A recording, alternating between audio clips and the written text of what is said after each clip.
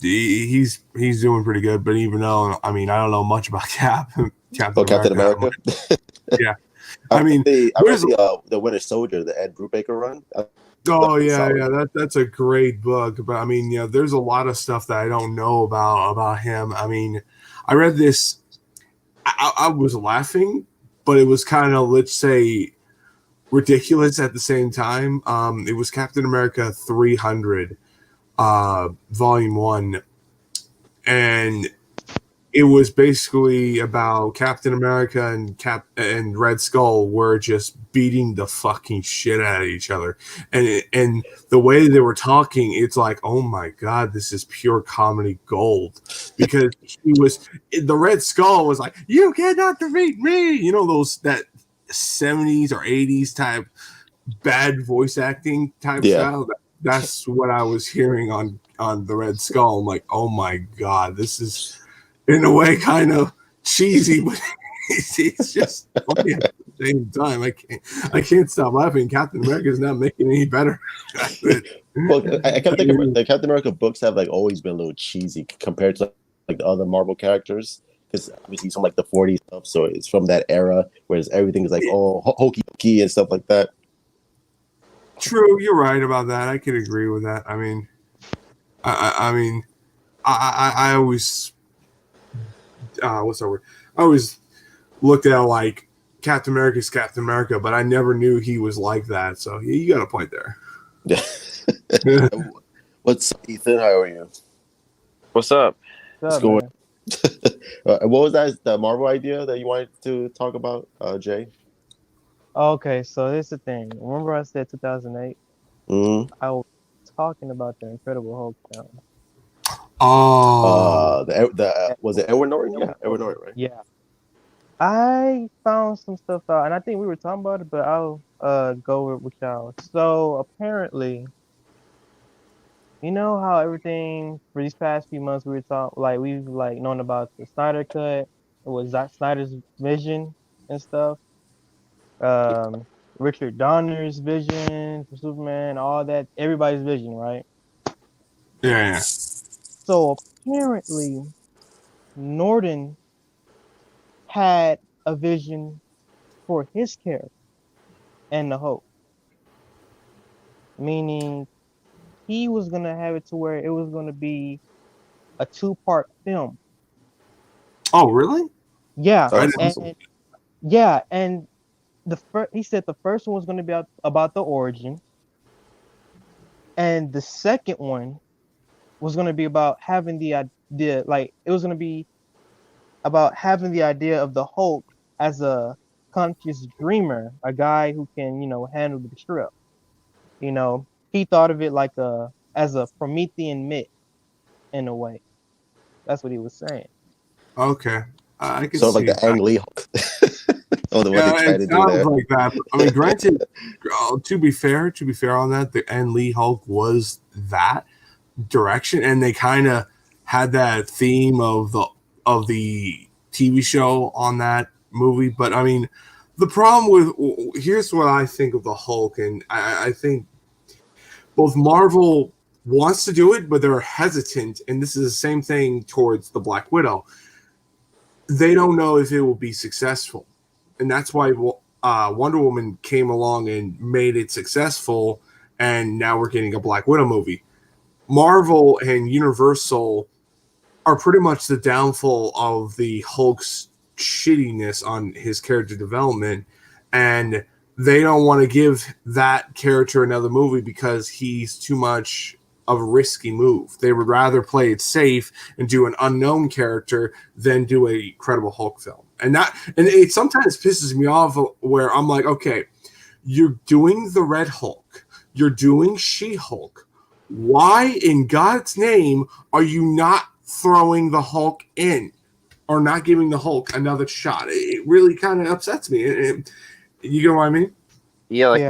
when when in Endgame when he was like and He was dropped punched out. the car and he gave like zero effort. It was so And then like bad. he face palmed when he saw the real Hulk like tearing things up because he was like embarrassed. He was like, I'm like that. I can't believe that. So he was like, It was almost like they were embarrassed of the Hulk too. Maybe the studio was conveying it that way, Yeah, but like, yeah. So Jay, we were talking about Edward Norton. He left because he had a vision. He wanted, and when they changed it, he got pissed off because he wanted to do like a Hulk versus Wolverine movie also.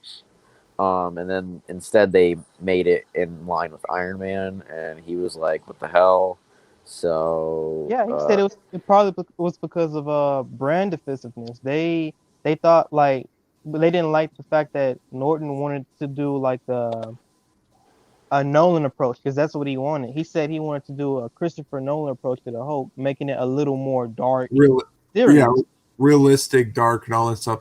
That is all great. That could work. But I mean, not in the brand of the Marvel Studios. yeah, And because like when I talked to my friends about like the Incredible Hulk movie, we all agree that we really wished we could see more of that Hulk because he was kind of there in Avengers, but there was just like something a little different where it's like in the Incredible Hulk one, it was like serious, while in Avengers at some points it was, and at other points he was also kind of like a haha the Hulk, like when he punches Thor and whatever. it's the Marvel Studios formula. Yeah, it's I just the mean, vibe is different. I don't like it, man. I really don't. I mean, yeah, I agree. The Hulk is a darker character. I mean, tell you the truth. I mean, if you really look at it, they really just toned down the Hulk because of what his story really is. And that's sometimes a given. But I mean, the biggest problem with Marvel, and this is something that I feel like would most pisses me off, and also Universal is in the same position, is they don't want to do another Hulk film. They're too afraid because the last Hulk film, people were like, I don't know about that. Kind of gives me off that feeling of, is this a direct sequel to the uh, first Hulk, the Hulk film that came out 2003, 2004, and it suffered because of that. And the moment they find out, like, no, it's completely different, it still just didn't work because, yeah, you had a lot of DVD sales working for it, but it's just overall, it kind of screwed everything up because now we're in a point where we're going to do the leader. We're going to do Red Hulk. We're going to do She-Hulk. And all of that should have been a Hulk film. Yeah, Yeah, so like that's here's a just- big difference I noticed in as far as tone is like in the Incredible Hulk, it's like Edward Norton's like, yeah, it's like a gift, but also like a curse, and it's like this whole like deep thing about him turning into the Hulk. And then in Avengers, they refer to it as a party trick. And I know in Yeah, one of the Marvel- deleted scenes in Incredible Hulk, there's a scene where Edward Norton goes up into the snowy mountains and tries to commit suicide by putting a gun in his mouth. But of course, you know, when he shoots, the Hulk transforms and spits the bullet back out. Oh my god, that would have been so good, but it's like Exactly. there's all these visionaries that they have these like risky ideas that if executed well enough could be good, but the studios are just like that might make like one or two audience members uncomfortable, so we're just going to cut it out entirely. Yeah. I mean, personally, for me, I always think that Professor Hulk was going to be the end game plan, but I mean, the problem is, it's just he was rushed on his story. I mean, you know, there is a point where you want to see that character fully told, but I mean, with Hulk, it's like, I don't know. I mean, Dude, let me it's so tell you bad. this. Do you know I asked?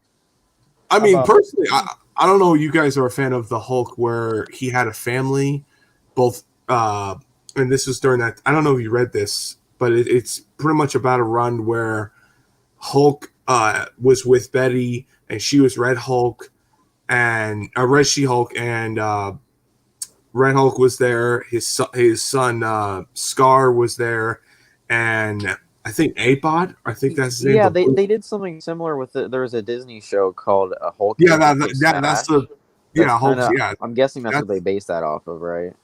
Yeah. Where it was like all the Hulks where they were like a team kind of, where like Red Hulk was more like the aggressive one or something, and like, you know, that kind of thing. And then they also crossed over with the Ultimate Spider-Man show. Yeah, that's the stuff I wanted to see in the movies, because I mean I wanted to see where like we get to see that type of Hulk where he's smart, Yeah, but that's very interesting because like it's not like it's almost backwards where the Hulk is smart not because it was Bruce inside of the Hulk. It got to a point where the Hulk took over and had his own intelligence, and Bruce was just like kind of gone. I think.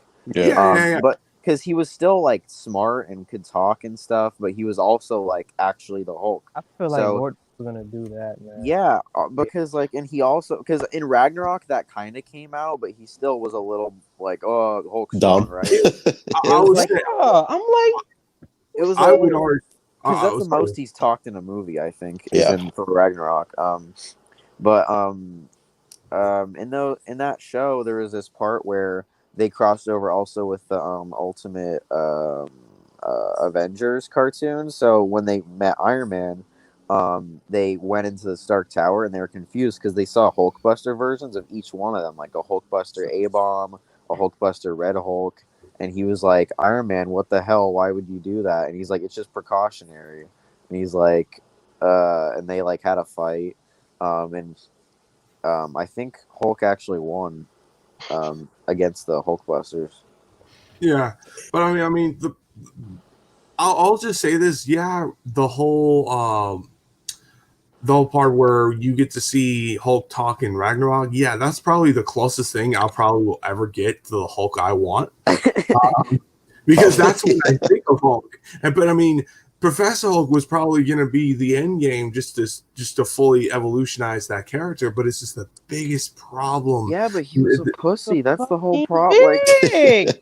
Like if Man. I thought at the end it would be a thing where like once he saw Thanos, like the real Hulk would come out like one last time to take over to beat him up, and then he'd give Bruce back the torch. And instead, Exactly. he literally just like the Hulk literally like killed himself because like the whole conscious of the Hulk usually it's like there's sort of one of them's in the back seat, but this time he just threw in the towel after he lost. Like really, you've got this Edward Norton character that's like Dude. fighting in the streets with like Abomination and like he's like this Dude. unstoppable beast that can fall out of airplanes, that can like take bullets and whatever. Come But on. once he loses to Thanos once, he literally just never becomes the Hulk again. Are you kidding me? That's He's what I'm saying, shell-shocked. dude. I would rather have Norton. Look, Norton's Hulk would literally like every time he would get beat, He would would keep coming rage, back He up. would keep coming back. The He whole would keep point is coming back. the angrier he He gets, the gets, stronger the he gets. stronger he gets. That's part Come of his on. character.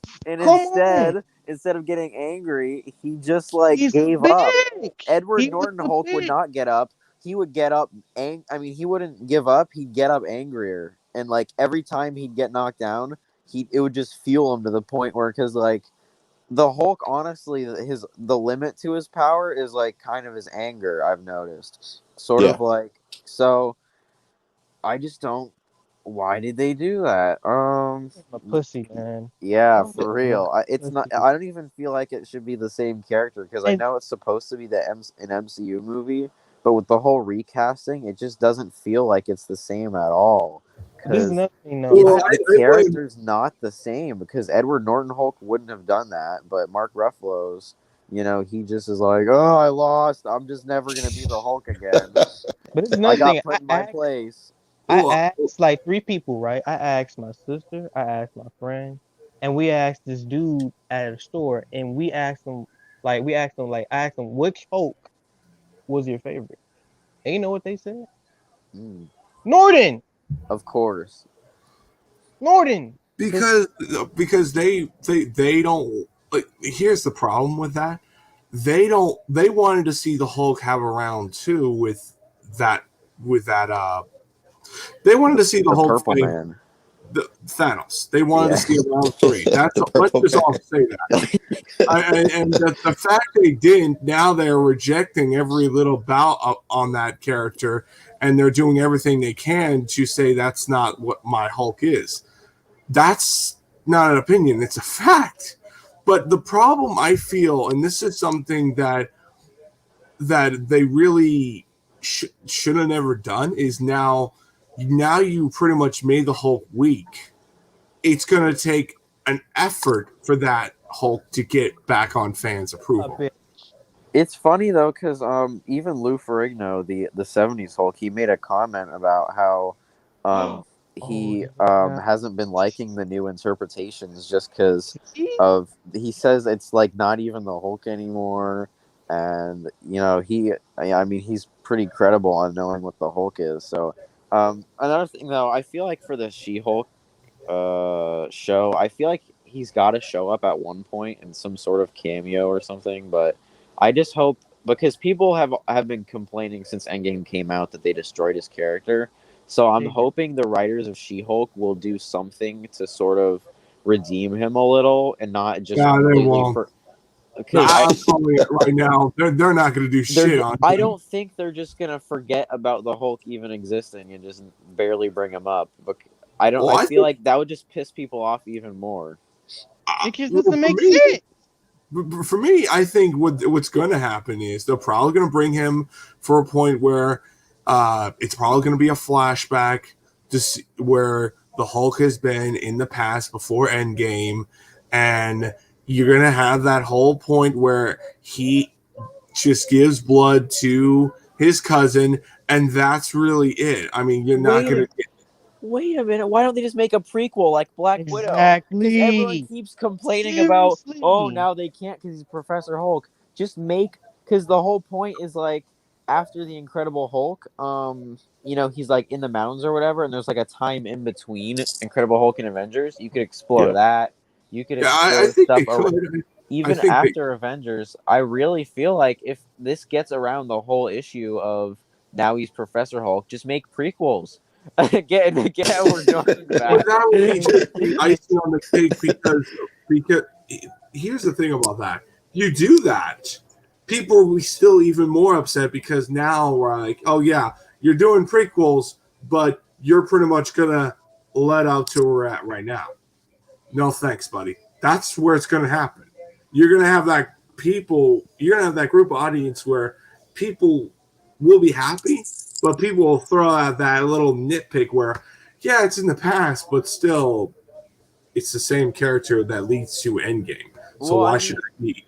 That's where you're gonna get. I mean, it's a loose scenario. They fucked up the Hulk, man. That's I don't I know. just I have feel I just have no interest in She-Hulk whatsoever. I have no interest in the character. I Yeah. never liked the What are character. they I doing? never understood the character. I just don't. Me Wait. Just like, You why? never understood the She-Hulk character? No, I never got it. I never got the appeal of the character. Well, they when Marvel Comics they wanted to do a version of the female. They wanted to do a version of a She-Hulk to get people readers in, and it worked because you had another version of the Hulk, but it was a female, and through that many years, you have the character explore where she's an attorney, she's a lawyer, basically like Daredevil. Yeah. She is a very strong, but not like the Hulk, where she has basically imagine the Hulk, Professor Hulk, but not only hotter, but also a character that could break the fourth wall. And this is before Deadpool came along, and pretty much have a sense of humor. That's what she is. A very cocky, good sense of humor, gorgeous woman, and very badass. so In a way. so the entire point is pretty much just like representation, I guess. What up? In a way, yeah. But I mean, that's what part of the character, and that's what people liked about her. That's why people liked about Red Hulk. I mean, he was different. He was a character that was a character in the Hulk mythos. Oh fuck! Be right back. Dogs. Do you guys know if She-Hulk was created by Stan Lee? Because I think she might have been. Because if that's the case, then like I don't know. Stan Lee I think is a really good like authority on like what's good in Marvel and not. So like, I don't think so. I think he did. Look. The fact they had Oh yeah, he did. okay. Yeah, he was one of the creators.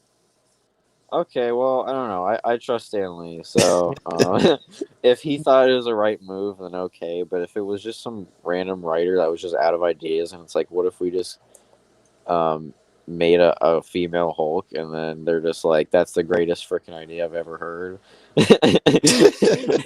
Bro, I don't know. Like, if I was in the writer's room, I'd just be like, well, why? It's like, well, should be a different color, and they're like, no, she's still gonna be green. There's like barely any difference, and I was like, okay. Well, and also, What's up, guys? What's up, man? Hail Snyder. Also, just to say this even further, in the original Hulk comics, the 6 issues, he was basically Frankenstein. Oh, that's kind of true, actually. Yeah. So, I mean, if you really look at the Hulk, he's basically Frankenstein, but in a Marvel universe. But yet again, it is what it is. I mean, I get where you guys are coming from on the She-Hulk aspect, but I mean, for me, I always feel like they should have done her way long ago. And it really insults me as a fan of the Hulk that you're doing it now out of all things, and you're doing Beta Ray Bill now out of all things.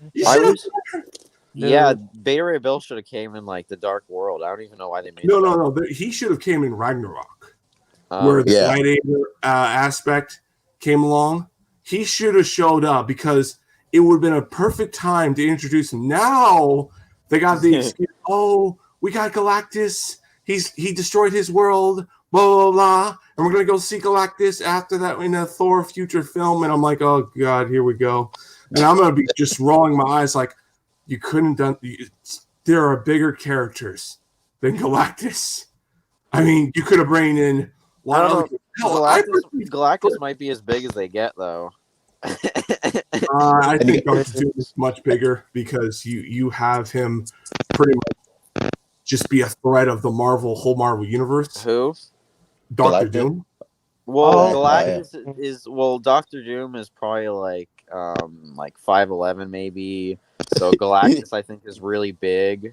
He's like the Lex Luthor of the Marvel universe. But yet again, Doctor Doom, you probably have out some. I know. I'm just messing with you because I was saying he's like the biggest, but like, but yeah. So last thing I want to say about She-Hulk is if it's made by Stan Lee, then I guess that's a good idea. And also another thing that always confused me is like she like kept her intelligence even like from day one of the comics, while like normal Hulk had like an entirely separate like monster brain when he turned to the Hulk, right? Yeah.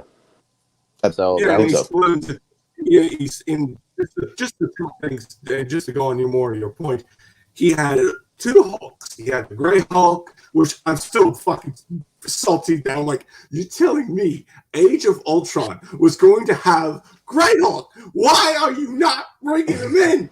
Oh, and I know why. Because you don't want to introduce that whole scenario to where, oh yeah, there's another Hulk where, granted, he's weaker than the Green Hulk because Gray Hulk is not as like massive strong as Green Hulk, but he has an intelligence that is very much an interesting going for it. But no, they don't want to do any of that crap. And I know they were going to introduce Captain Marvel in Age of Ultron as well, but yeah, I know. Exactly. Thank God we got Quicksilver instead. Am I right? Fucking bullshit. I hated that shit for the fucking. I still blame Joss Whedon. Fuck you, Joss Whedon. I hate Joss Whedon. Josh Whedon. That guy ruins everything he touches. I mean, what thought process? Like instead of killing Hawkeye, would have been better. Like Hawkeye sacrifices himself, and you have that moment of, oh no, you killed, and now we're like, oh great, now one of the Avengers are gonna have to explain to his wife. Oh yeah, Tony. Well, I think Tony would have literally tell his wife that, oh yeah, your husband pretty much sacrificed his whole life because my robot fucking almost killed the entire human race. Thanks. I mean, it's pretty dark, but it's just, yeah. Oh But, yeah, I mean, Hawkeye was like behind him, right? Like Hawkeye was about to get gunned down, but like yeah. Quicksilver like Hawkeye stood was in the about to way. be, yeah, and he grabbed him and he fucking got shot. And I'm like, Why oh, wouldn't he just push them both out of the way? Like instead of just standing there, I feel like he should have like tackled them so they just got out of the way. yeah. I could see your reasons why on that. Yeah, but yet again, I could say the same thing towards the uh, Black Order towards Vision. Vision should have easily killed the Black Order. He should have been ripping them to shreds because you couldn't tell me that Vision from Age of Ultron would have been pussified through the Black Order. I mean, shit, for crying out loud. Remember, they don't like dark and serious.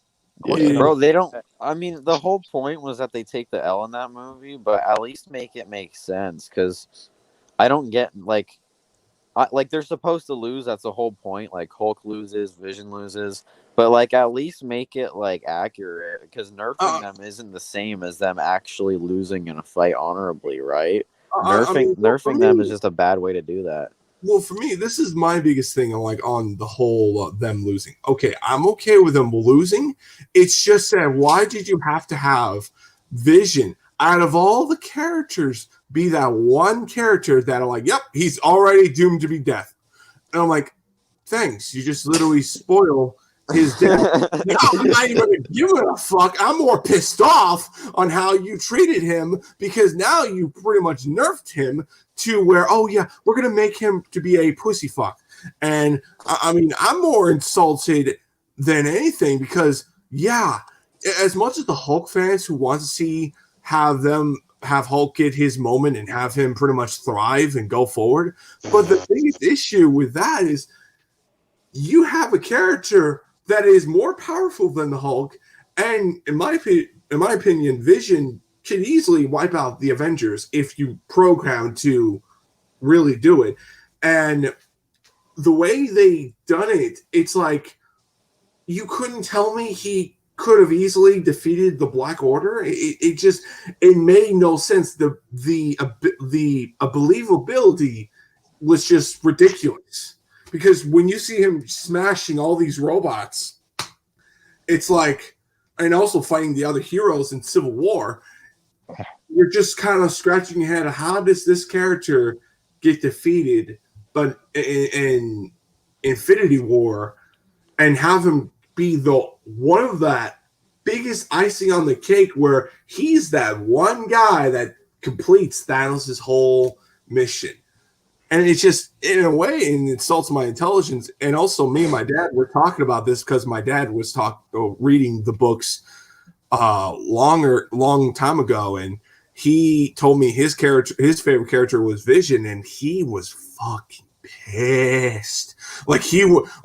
He told me they ruined the Vision character. I hated it. I absolutely hated it. I'm like, oh shit! and you would not believe how he was pissed off. How much they insulted that character, and it really it just pisses me off at times. But I mean, out of all the things, I mean, a lot of things you could say if you like Iron Man, Thor to an extent, even though I'm still salty on them pretty much just wasting his entire trilogy on the whole point of him becoming king is now literally ruined because of that. And now we're going to have to redo that whole thing again just to get his character a better conclusion because his whole character arc is ruined now. Well, now he's being replaced by Natalie Portman, so it doesn't. No. It's a one-time thing. I wouldn't say that. No. It's weird because the way they're doing it is they're like. I refuse to accept that. I don't know, the way they're describing it. They're like he's not getting. They're like teeter-tottering on the explanation. They were like, he's not really replaced in this one. They're sort of just teaming up, but we're trying to like facilitate it. And I'm like, what? What's up, Simon? I'll tell you what they're going to end up doing. They're going to make it where after Jane Foster dies and pretty much goes forward, because they basically confirmed the cancer storyline in the fourth Thor film. What's up, Amshri? And now what they're going to do is are going to make it where all Thor and Jane were all lovey-dovey, even though there was nothing like that in the very beginning, because I would say in the very beginning, Jane Foster was a fucking bitch, and I hated her She from was the just very. useless. There was nothing to the character. She was just there for no reason. Yeah, she was there. And then the biggest problem is, like, they could have had a good storyline with those two characters in the Thor trilogy. It's just that they pretty much did jack squat with that. I'm a big Thor classic fan because I'm a big fan of the Silver Age Thor comics. Mhm.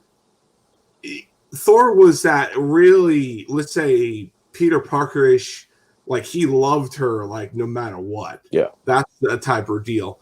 And they ruined that whole love story. And she was like a total fucking bitch that you, and to the point when Ragnarok happened, you're just like, oh, thank God. Thank praise. Yeah, they mentioned her, but no one really gives a fuck about her because she is useless.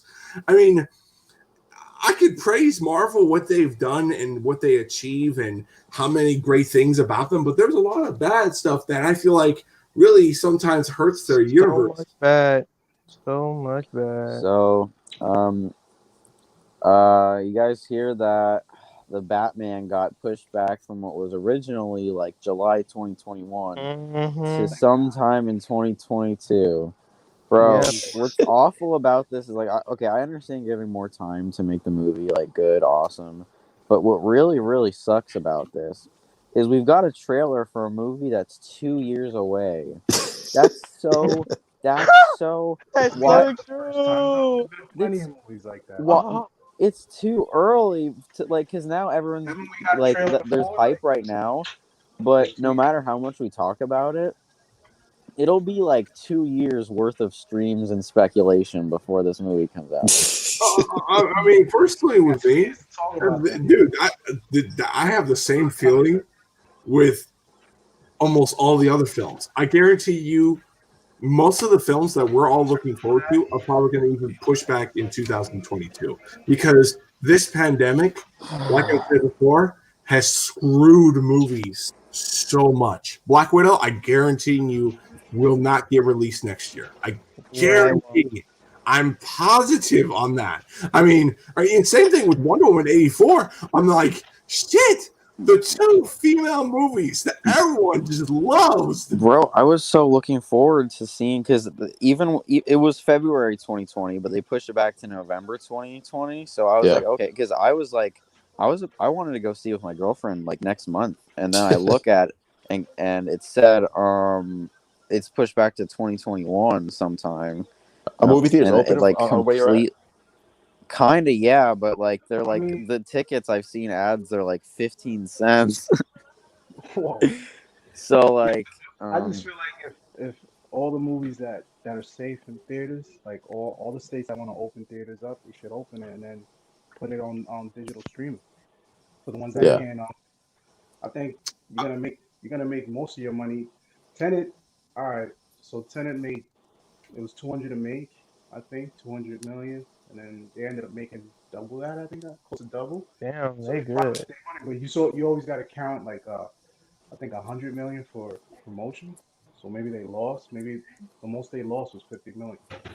And that's all Christopher Nolan's fault, I think, because everyone was telling him, dude.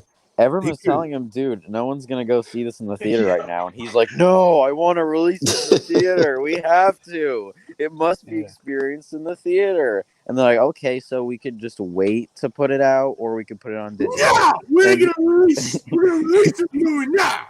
Yeah, he was like, they were like, okay, we could wait till next year to put it out so people can go see it in the theater, like you say, or we can put it on digital right now. And he's like, I'm gonna do neither of those things and just release it right now when no one's gonna go see it. And they're okay. No, I heard it's coming out digital in a couple of months. Yeah, I heard that too. I haven't seen Tenet. I mean, I heard it was a good movie, but it's just like with the problem with Nolan, it's like I'm gonna say this, he didn't want to accept the fact that the pandemic was fucking hurting in movie theaters. That's my whole like. It was He's a smart guy, but that was not a smart business move. It just never I made. mean, I never understood it. I mean, But it's like, hey, but you paid the price. I mean, people barely understand his movies already, so I mean, of course, we're not going to understand his business strategy.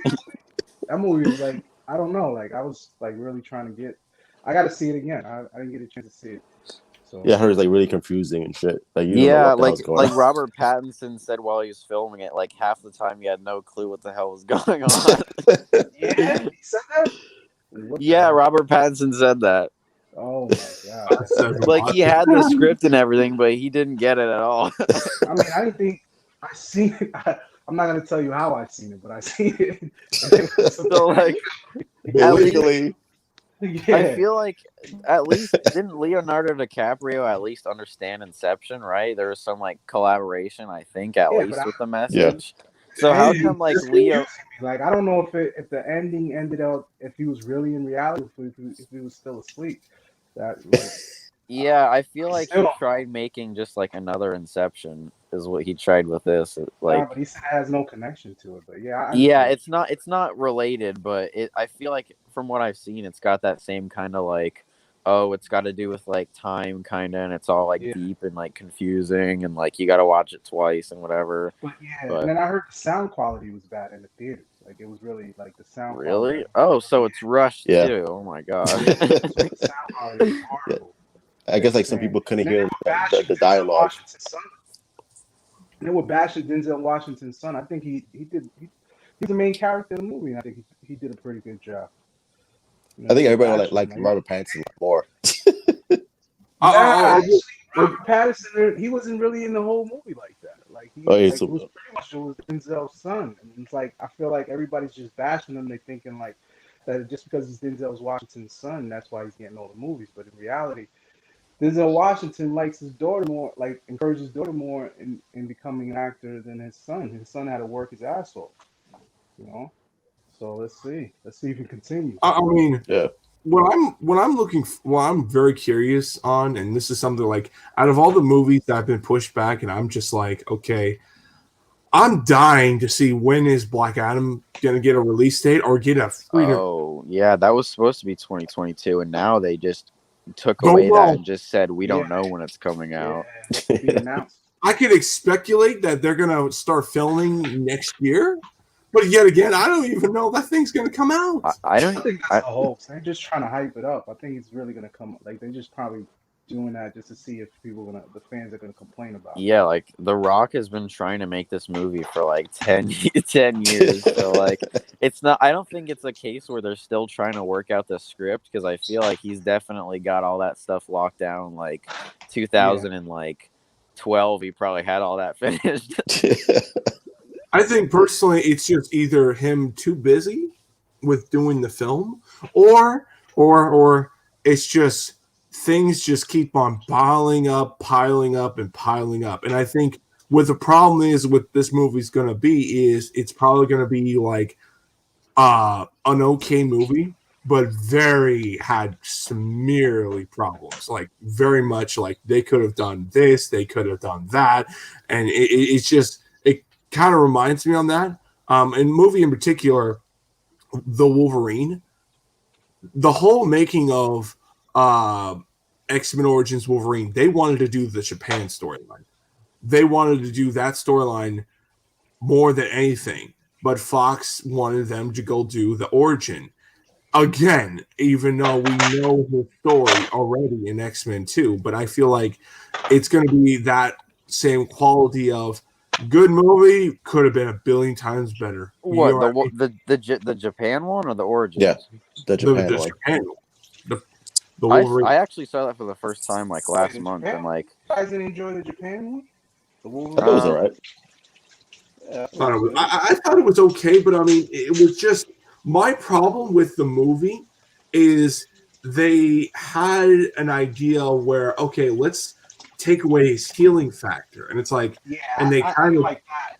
Yeah, I didn't like that part. bro, why did they never even explain why he was in Hiroshima either? He kind of just was there. Like he He's was like, just hiding in a bunker, and he was like at the site of this historical event, and I just didn't get. I was like, why is he there? I mean, I'm just saying. I mean, with that type of problem, I mean, that's just one of those things. I'm like, why we're doing this? The healing like, factor. Yeah. Yeah, well, that's the whole thing. Well, why we're going with this healing factor? Oh, yeah, we're going to have to take away his healing factor to heal this one dude. And it's like, wait a minute, this is so stupid and so dumb. Yeah, because he's like, the whole time he's like, I don't even agree with this. And they're like, we're going to make you anyway. And he's like, No. Like, for real, though, you go to see a Wolverine movie called The Wolverine, and the whole time he's like weak and like falling over everywhere. And then he gets his claws cut off. Yeah, and that makes no sense. That meant like, wait a minute, you establish this whole the whole metal adamantium, adamantium, pretty much. Thank you for correcting me. Vibranium. To pretty much to you establish this whole adamantium to be undestructible. Now you're breaking that. It's just it makes your whole universe makes no sense. And it's like all you need to break adamantium is just heated adamantium. Oh, so the sword was heated adamantium? Yeah, the sword was literally just also made of adamantium. They just like made it hot, so it just cut through the metal. Like, bro, I don't know. And it made no sense. And it just, and a lot of times it just pissed me off because I'm like, oh, great, thanks. Now you just kind of pissed me off on what you should never, ever, ever, ever do. And you just literally throwing that, oh, we're going to throw this because we want to do our own little bullshit. And we think we're cool. And this whole thing, we're trying to make him useless and make him into a fucking pussy. It's just so stupid. It's so stupid. But yet again, it's like that universe was just that universe was just retarded anyway. So I'm like, I'm kind of done with that universe now. Yeah, but it's like now we're just like, okay, how do we introduce the X-Men in the Marvel universe? It's cool that you bring that up because I was just watching like Dark Phoenix and I was like the first act of that movie wasn't even all that bad, and I heard the only reason why that movie sucked at the end was because of Captain Marvel. Captain Marvel film. They said that they had Josh Whedon. Was it Josh Whedon? Yeah. Sorry. Yeah, Josh Whedon. Saying that it was the end scenes, the battle scenes was too similar to each other. So oh my god, it was the director who said that. It was the director. Yeah, because it was supposed to fight in face with the enemies. So it was going to be like this whole Star Wars type feel battle. Her flying through the galaxy. I was like, yeah, that would have been so awesome. So they just replaced it with the train scene. Bro, this is like the 8th example we've seen of the MCU sabotaging other movies. Like, we were talking about Star Wars, Justice League. How did they sabotage Star Wars? Or how did they sabotage? It was kind of a thing where like they literally, from what I've seen, they changed the Rise of Skywalker like on purpose because from what I've heard, they like wanted to keep the MCU as like their number one property, and they didn't want to have like Star Wars like outshining it or something like that. Oh, that's stupid. Yeah. I think George Lucas yet again his rights to Star Wars because I think it's just telling you that the episode 1 through 3 was, even though they hated that one, is so much better than the new ones. Well, I like Solo and Rogue One. Oh yeah, I never saw that one. I thought Solo was pretty good. People say Solo. A lot of people hype up Rogue One more than Solo. I never cared for that film. Here's my problem with the anthology films, and this is something I'm like, I love The Mandalorian because it's something fresh and new, but it's familiar. The Mandalorian, yes, it takes place a couple of years later after the events of Return of the Jedi, but it feels like its own like separate thing. But if you know it's in the Star Wars universe, the problem is with the sequel trilogy is they really didn't have a plan to continue what they go forward. And the biggest problem, First one, it was the same exact and movie. the problem, let me say this. The problem with the sequel trilogy is Kathleen Kennedy and Ryan Johnson. On her death, she screwed that trilogy up. Like I'm not blaming the actress; it just happened.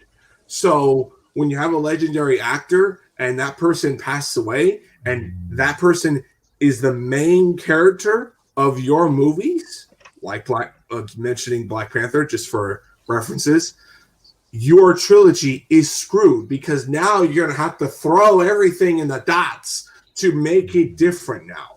Because if even you had an original plan, you are that whole is scrapped. Bro, because Killmonger should come back as Black Panther, I think, to like take the. I think now it's more than ever. Dude, I heard rumors that he was going to come back in the sequels, but now I liked Michael B. Jordan better than T'Challa. Actually, like when I was watching the movie, I was rooting for Killmonger because like he had a more compelling story. Like T'Challa, I didn't care about him. I was like, he won. Yeah. You can relate to that. Square for the first battle, like fucking Killmonger beat his ass. I know he's salty. He agreed to the terms, but and then when he lost, he's like, "As you can see, I have returned." And it's like, okay, bro, you just disrespected your kingdom. But I mean, with the whole thing about that, I mean, I think he should come back. Just make up some bullshit storyline where, oh yeah, he came back, Black Panther revived him, and he put him in stasis pod, to where eventually he'll waken him up. Yeah, that's a good idea. Something bullshit like that. I mean, personally, personally, go ahead. I'm sorry, I interrupted you. Go on, you go. No, go ahead. No, I'm just saying. On record, Chadwick Boseman did say that he like if he had to choose, he would choose for Killmonger to be Black Panther. No. Like the whole concept of the movie of what Killmonger was fighting for. You know, he wanted. Bro, so even he agrees with me though. Like everyone agrees that Killmonger was almost like I consider him the protagonist. No, because in reality, like it's pretty much rich and poor. You have this rich country that's not spreading their utilities while your other human race, your other race is suffering. So why not bring those weapons and technology to help your common man? So that's what Killmonger. My problem with the film. I'll say this: my problem with the film. I didn't like the fact that you introduced Black Panther's father's story, and not make it where it's Black Panther, King T'Challa's story. Like I hated where King T'Challa's mess ups is coming back to. No, like King T'Challa's father is coming back to his. Basically, what I'm trying to say is like his father. His mistakes is coming to. Yeah, bro, that's like exactly the plot of like kind of Far From Home too, because everyone, literally the MCU is just like other people fixing other people's problems. Like Iron Man creates all these villains, and Spider-Man has to clean it up. Yeah.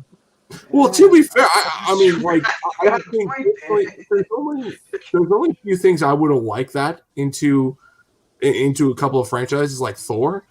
He has a lot of that stuff because Odin has. My God, you're right, dude. Even like his dad, he had to clean up after his dad's messes too with the sister thing. Yeah. Oh my God, it's like they're copy and pasting every single one of these movies. That's what they do best. It's the Marvel copy and paste, bro. Hey. But I mean, the fact is, I mean, just with the whole thing with Black Panther, I think that trilogy's fucked. No, whatever they do, it's like it's not Black Panther. It's like the whole Marvel is fucked. The whole MCU is fucked because of that. You know what I'm saying? Oh yeah, you could say that too. I could argue where they could introduce other characters, but one of the biggest, like they could introduce Illuminati. Now it's over for that.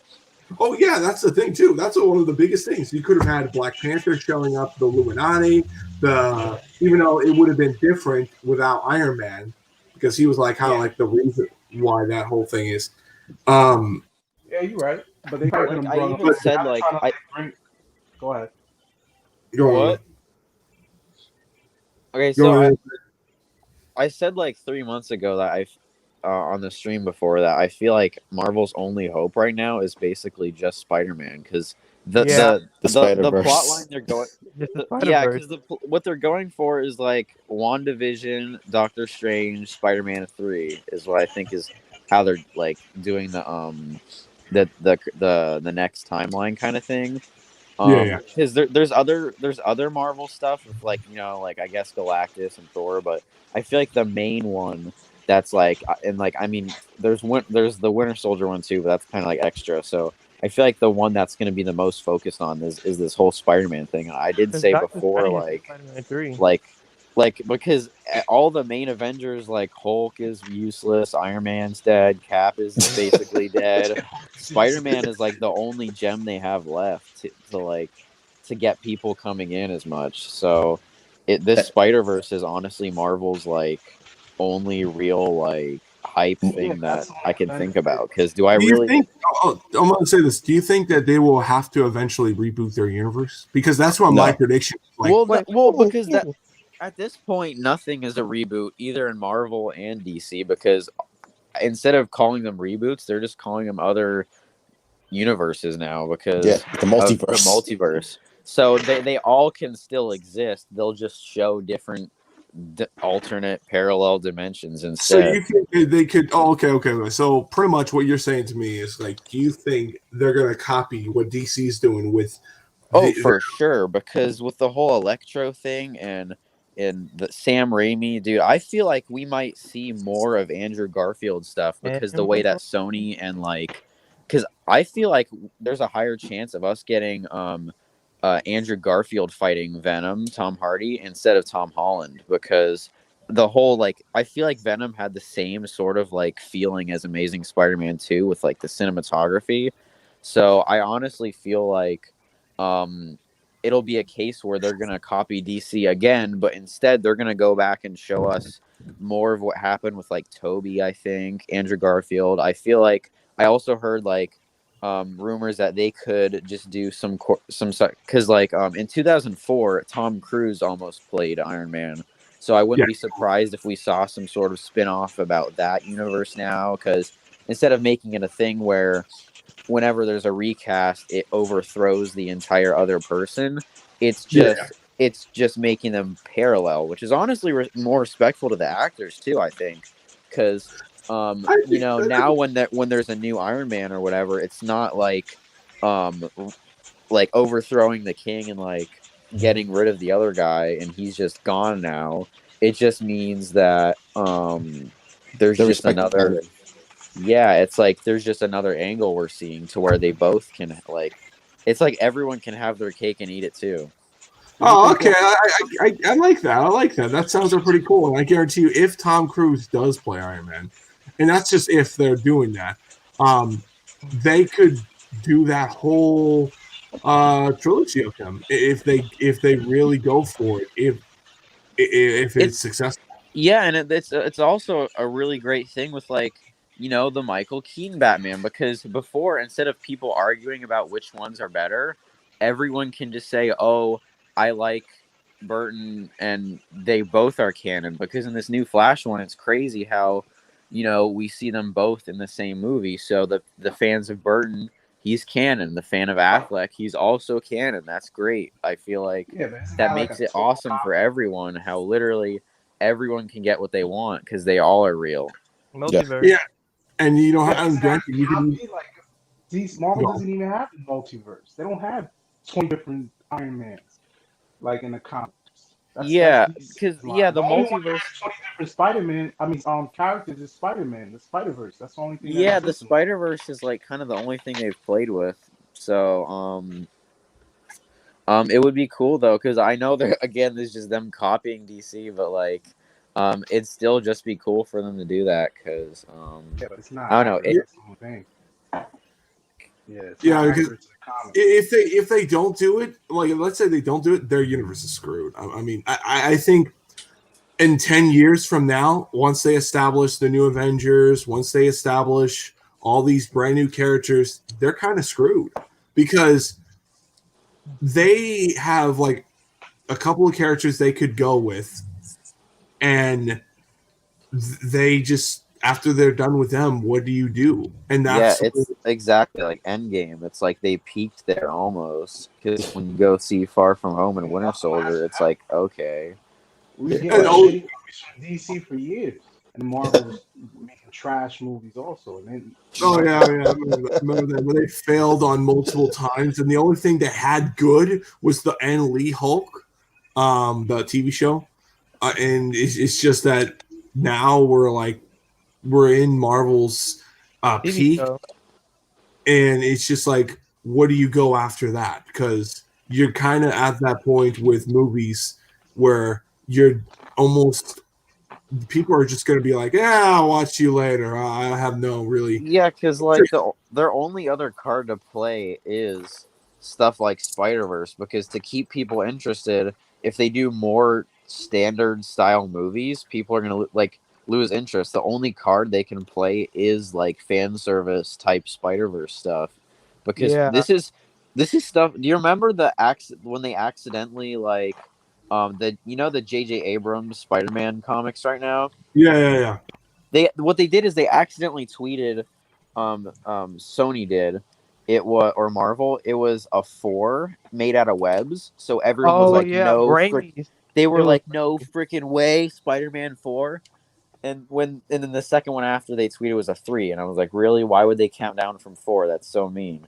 So Yeah, but think it exactly. back. It's like, they were kind I think, yeah, for a moment I thought like, no way they're gonna adapt the story of Spider-Man 4, because I mean, granted, I think personally Spider-Man 4, yeah, man, that movie would have been not so great. It'll be, I yeah, mean, it wouldn't have been great. Yeah, but like I feel like, well, because now they have some reassessment time. But honestly, even with Tom Holland, I still think the general public likes Tobey Maguire's Spider-Man the best, and oh so yeah, the general he's public, yeah, still they did. he's still the Guaranteed. most widely like loved version of that character. And this is just another example of a way they can just please all their fans, because instead of it being a thing where when you reboot the other guy's finished and will never touch the character again, it's a thing where they all get their alternate interpretations. It's like I don't even know how this happened, but this is like so like amazing that this whole multi it gives everyone what they want. I don't even know whoever I don't know who thought of this, but but it all depends on I feel Sony. like If they want to like release it, give them and Marvel the rights to use it. They can I'm only sure they do maybe will. it. I bring don't know. it back Maybe though. I think it'll make so much money that they actually know, because Sony's been pushing to do Spider Verse, but Marvel has been telling them no, it's too early. Like even in the Spider Verse cartoon movie, there was supposed to be a scene with all 3 of the live action ones just in cartoon form, and Marvel said no, it's too early. Wait for live action. So, And now they but saw what DC was doing. Oh, now it's time to do a multiverse for yeah, Marvel. they waited for DC to play first. It was like chess, where they're waiting for them to make the move first. But like, look, as much as I trash on the CW, I honestly feel like maybe there's some credit here to where when they did the crossover with Flash and Supergirl, as cheesy as that was, I think that triggered this whole thing, because they look at now there's a multiverse in CW where Price. there's infinite realities, right? So they're like, Yeah. okay, let's get in stuff outside of the CW, because if there's infinite realities, one of them is Brandon Routh, for example. And then Yeah. Marvel is like, okay, let's write that down. It's like when you're getting answers from your friend, but you don't want to write the exact same thing because you don't want to get caught like cheating. So you're just that's so like as disgusting as a CW is, I feel like there maybe could be some credit there as to like Yeah, that's what I how was thinking about too. Like, I'm glad they introduced the multiverse aspect of it, because that's actually like showing us like what we can. yeah, it somehow is small and like pandering as those shows are. It made this huge mark on the DCEU and also somehow Marvel, the MCU, because you'd think, oh, the CW is so like irrelevant, whatever, but just because of look, like I don't think Mark Guggenheim. Oh my God, this guy. So like I don't think he's a good writer at all. But you know what? He's doing the Green He Lantern came up show. with the whole thing with like introducing Crisis and like the Arrow and like the Flash. So as much as I think this guy should like stop writing, I feel like there's also credit to him for making this small guy on CW made his impact all the way in like all superhero movies now, like from the MCU and everything. Like, when do you guys think that we I'm should sure. Have you talked about the Green Lantern series yet? Well, we're gonna talk about it right now. Oh yeah, I was just about to talk about that. Oh my god. No, we haven't. Why? Now we're speaking about the whole thing. What's your guys' thoughts? I haven't heard too much about it. I I was heard that there excited. are like 10 1-hour episodes. John Stewart. It's Bro, like I was okay. Not in this one. I was Um, excited about this but show, just- and then it's kind of a little bit like I get where they're trying to go for it, but it's disappointing that you're not bringing those characters. as soon as I saw that it's it's- written by Mark Guggenheim, I lost all hope. Yeah. Because I hope it's not CW, because they're not gonna get away with that on HBO Max, because HBO Max is They're more not. for an adult audience. So if you try to do that CW formula, it's just not gonna work. And I Might as well hope put it on CW. and I hope, I think they are aware of that, and I hope Seth Graham Smith, I hope he understands that and goes in that direction. Hopefully, I don't know. I just don't want the CW formula, because and quick people Hello? like, what the fuck is it? Yeah, can you hear me? Shit, glitching out to the 10th. Oh. Well, I kept on coming back in and now. I know I saw it. All right, cool. I hear you now. All right. For me, Green Lantern, don't know how Jordan and John Stewart are not going to be in it, but it's like I'm hoping at least a cameo of them. I mean, you get what I mean? Well, I don't know exactly why they're not. Yeah, I think they're we can hear saving you. it. God damn it. I think they're saving those characters. Or maybe like Zack Snyder's. I think Zack Snyder might use Hal Jordan in his Snyder cut. I think maybe that's why they're not going to use it on HBO Max. Well, if it's like a spin-off. A spinoff? Yeah, like you said that Zack Snyder might use Hal Jordan or something. I think he's going to use him in a Snyder cut. That's why. Yeah. As for John Stewart, I don't know why they want to use John Stewart. Maybe they might save him for a solo film.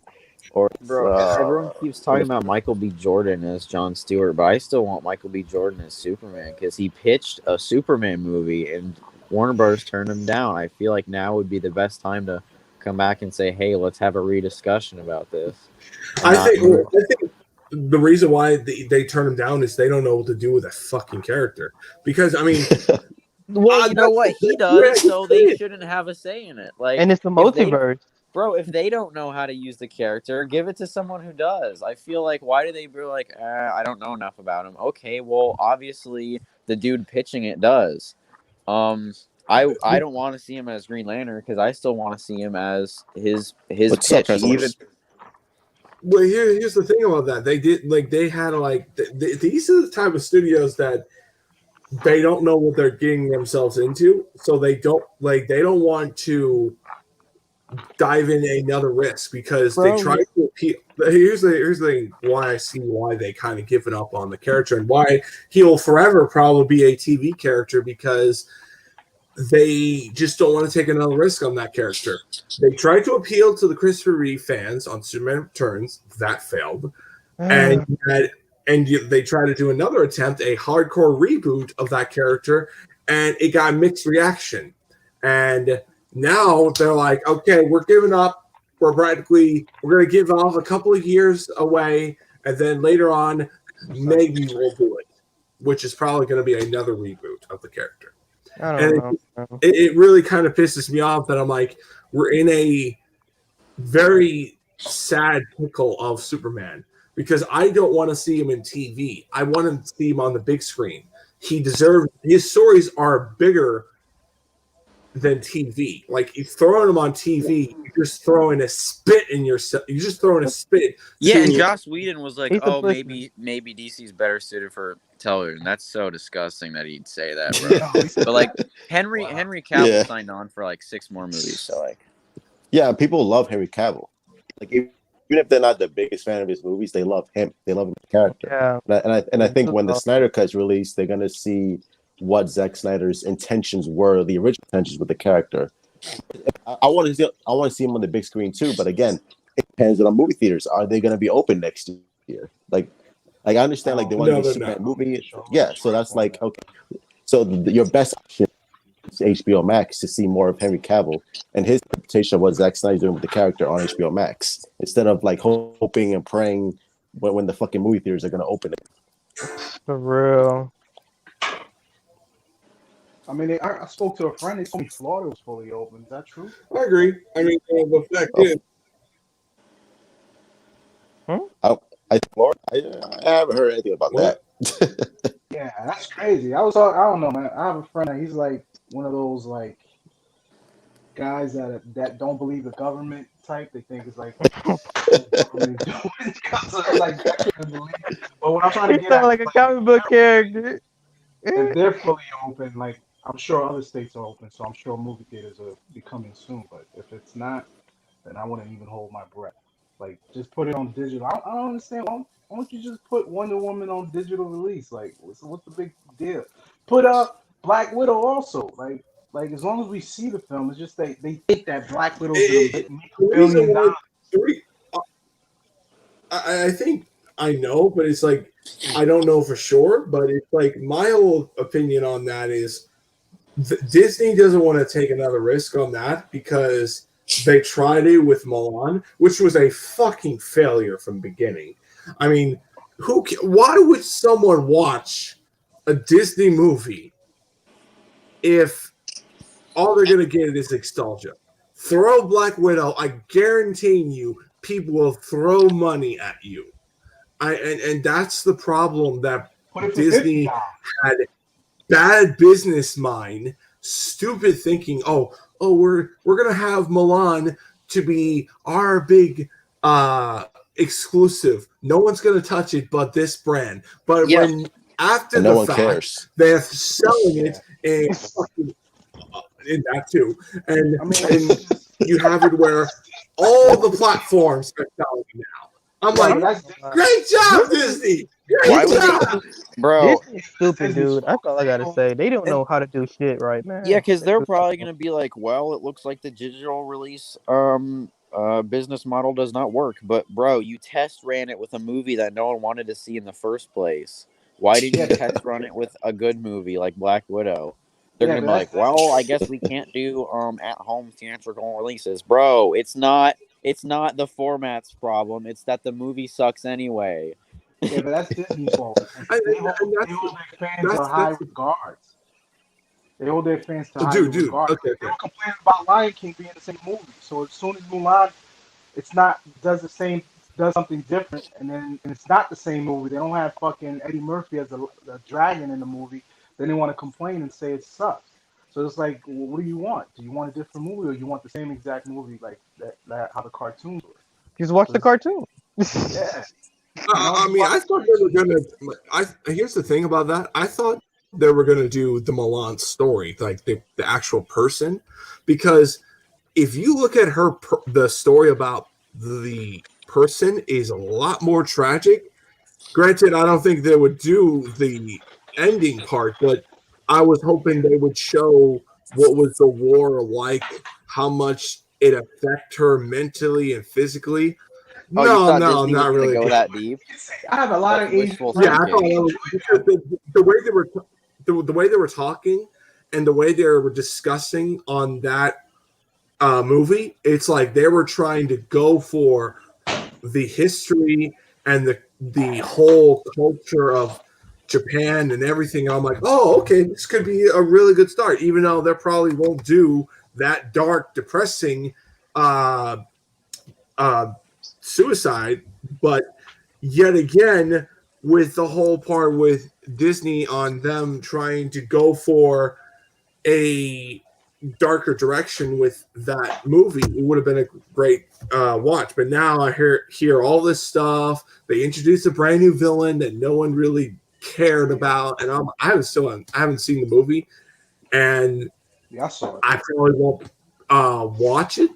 I mean, yet again, it really upsets me that Disney, the company I trust, out of all these shithead studios that I dislike, I mean, Sony's just 50-50. Warner Bros. Like, don't interfere movies except certain other things, but it's just like the problem is a lot of the companies like Disney, Warner Brothers, Paramount, they like to ruin a movie, or they like to fuck up, and you're just face palming and you throwing that distrust at them that you can't trust them, even though it's probably the best thing, and you know for a fact that they could work, but they're too brain dead stupid. You get what I mean?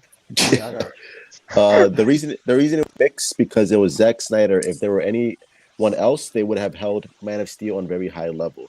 True. Uh, Not well, kidding, just here's the kidding. thing: like Man of Steel made more money than Superman Returns. So on a business level, it was successful. Just on a Yeah. general audience, even though they gave it a high score on Tomatoes on the general audience score, I think it was just like mixed with like the critics and stuff like that, and that's why Warner Brothers panicked. They're like, oh shit, like it didn't get 95%, so we gotta change everything. Just like they panicked with Nicolas Cage Superman. Because people hate Zack Snyder.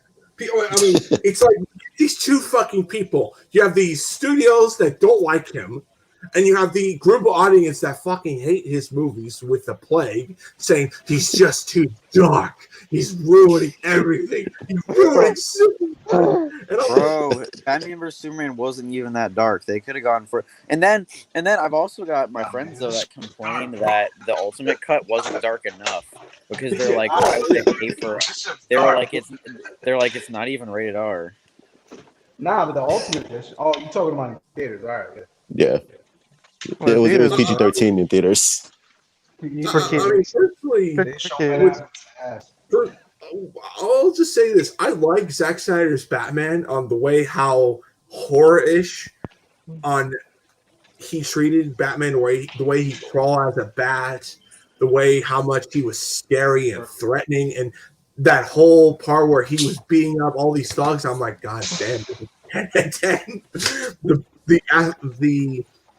The athlete type aspect was just perfect. But I mean, with Zack Snyder, I always feel like he's never liked, and I always liked him because he does things that no one expects you to do. I mean, personally, I mean, he was that one guy that I personally think that made the universe a lot more better and made Marvel actually do something really genuine worth the shit. Because if it wasn't for Batman vs Superman and a few other films, we probably wouldn't got Winter Soldier and Civil War as dark as they should be. You know what I mean? Yeah. True. Winter Soldier was actually like really like an off Marvel tone though, in the way that it was actually like serious. Yeah, it actually felt like a dark film, and the way how that film went. And I still say the darkest trilogy is probably going to be Captain America, because if you look at his story and everything, it really paints that direction. And no trilogy will probably ever go that direction. And that's the one thing I feel like not only one, it's a plus in Marvel, but it's also a really sad truth that you'll never go that trilogy ever again. And it is what it is. I mean, that's just how I feel. Marvel. Yeah, it's so funny how DC, like, the people who complain about DC literally flip-flop on everything. Because they'll be like, oh, the trunks look stupid in Superman Returns. And then when they're gone in Man of Steel, they're like, where's the trunks at? And then Exactly. they'll watch the PG-13 version of Batman vs Superman and be like, oh, this is too dark. I don't like it. And then when the rated R one comes out, they're like, why is this even rated R? It's not even dark enough. Where's the difference?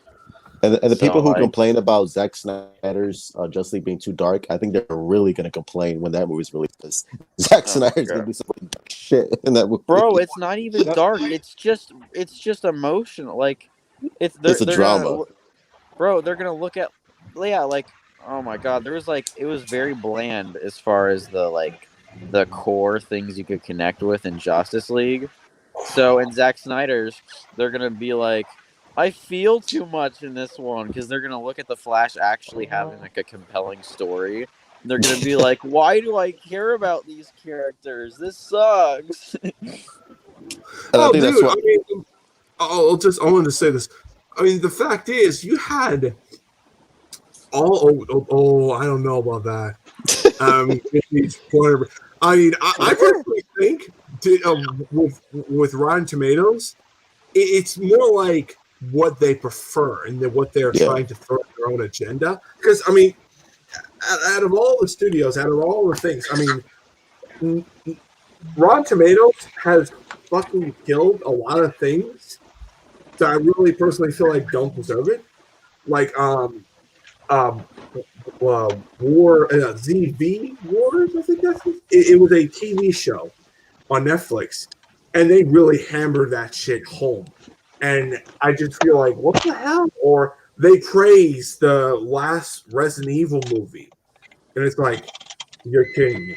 It's so funny though because Rotten Tomatoes gave The Last Jedi like a 90%, and the Yeah, audience gave it like a like really low, and then they gave Rise of Skywalker a terrible review, and yeah, then the audience rating was higher on that one, and then yeah, Missed it up for Last Jedi. With Joker they were trying to cancel it before it even came out, but exactly, dude. They're trying to, especially Joker. Joker, the best. I say that's one of the best DC. It beats out almost all Marvel's films, and it's like it really was a great film to show how well that movie really was trying to send that message of sending, or hey, you know, you could have this piece of shit person or this average guy lose everything, find out that he was told this certain way and he was lied to, and he went batshit crazy and he started a massive riot with a yeah, and bunch it's of funny people. because the only reason the critics hated that one is because it made them uncomfortable. Where they were like, I wanted to leave the theater because it was just too like dark for me to handle, and it like offended them because like bro, because they were like, I don't like how the movie makes you root for this murderer guy, and it's like, bro, have you seen American Psycho? This isn't the Yeah. first time they've had a bad guy as the protagonist. Like, Yeah, Then yeah, and then it's dude, bro, going because on. like the whole point is you're supposed to feel conflicted because at first you root for him, and then once he starts doing questionable things, you know, it's like you're evaluating your moral compass. Like, do I still support this guy? You know, and they're like, I don't like that because it made them uncomfortable. So they're like, movie sucks. And I thought that Okay, it well, was gonna fuck you. inspire like mass shooters and stuff, which is so stupid. I just don't see Yeah, I I just don't know don't about see that. Zack Snyder being dark when the ex-employee of Disney runs Rotten Tomatoes. That's sad. Bro, that's Oh. actually true though, because like, they're like, they're like, oh, no one will like dark movies like this, is what they said to Zack Snyder's, and then Joker ended up being this huge success. And honestly, Joker is darker than any of these Zack Snyder movies, and it did amazing. So I don't know what kind of like. It's funny how these critics like they'll dictate like they'll be like, oh, no one will like this, and then they end up absolutely loving it. People And like they're good like movies. they're like it won't work if you have Like what movie? DC be this Good violent, movies. and then DC Oh, ends up like being that gay this movie. violent. Hey, Game movie. I mean, hey, they probably do though. I mean, if they don't like dark movies, they probably like gay movies. I mean, Seriously. I personally think that, I mean, with Rotten Tomatoes, it's like it's almost like they want to spread this certain agenda of what they want, and it's almost to the point where you can't rely on them. Bro, You they're gotta- like one of the only critic websites that isn't in line with people. Like IMDb is usually kind of fair and whatever. But literally every single time I look at a Rotten Tomatoes, it's always backwards with the critics and the audience, where the critics think they're this authority on what's a good movie or whatever because they took like a film class. and they're like, and so they'll like destroy movies that they're like, oh, the audience will never like this, and then the audience loves it. And then there's movies that they're like, oh, I appreciate the values of this, and then the audience is like, no, this is trash. Like they're like the only like on IMDb, I feel like the audience rating is pretty close to the critics, but with Rotten Tomatoes, it's always the opposite. Because Rotten Tomatoes, it's almost, I feel like they try to be backwards on purpose sometimes, just to be like, they don't want to ever like give a good like a fair review, because they always try to like go against the grain to show that they're all quirky and different. What you're saying is that IMDb is like that fair critic, and I think so. IMDb is really professional. While Actually, Rotten Tomatoes, it's funny though, because like Batman Begins, the critics on that were like, "Oh, no one's gonna get behind this. This movie is a non-starter. None of the sequels will be good." And then it spawned one of the greatest movies of all time afterwards in the sequel. It's literally, it's so funny. I actually feel like there's got to be a thing where like they hear people saying, "Oh, this is a good movie," so they'll go out of their way to think differently, because they're like, well, actually, I don't like it that much. There's a movie that people think is trash, and they're like, well, you guys aren't being fair. We gotta look at it in a positive light. It's like, oh, bro, shut up. Just give an accurate review. If the movie's trash, say it's trash. If the movie's good, say it's good. It's not that hard. I could be a good movie critic.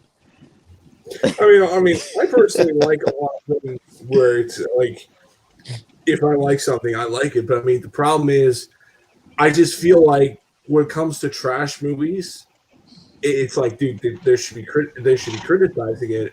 Bro, they defend a pile of turd, and then they attack an actually enjoyable. I don't get it. I really don't. It's like they're trying to be different. I don't know. I mean, that's exactly. That's what I'm thinking. They like gay movies.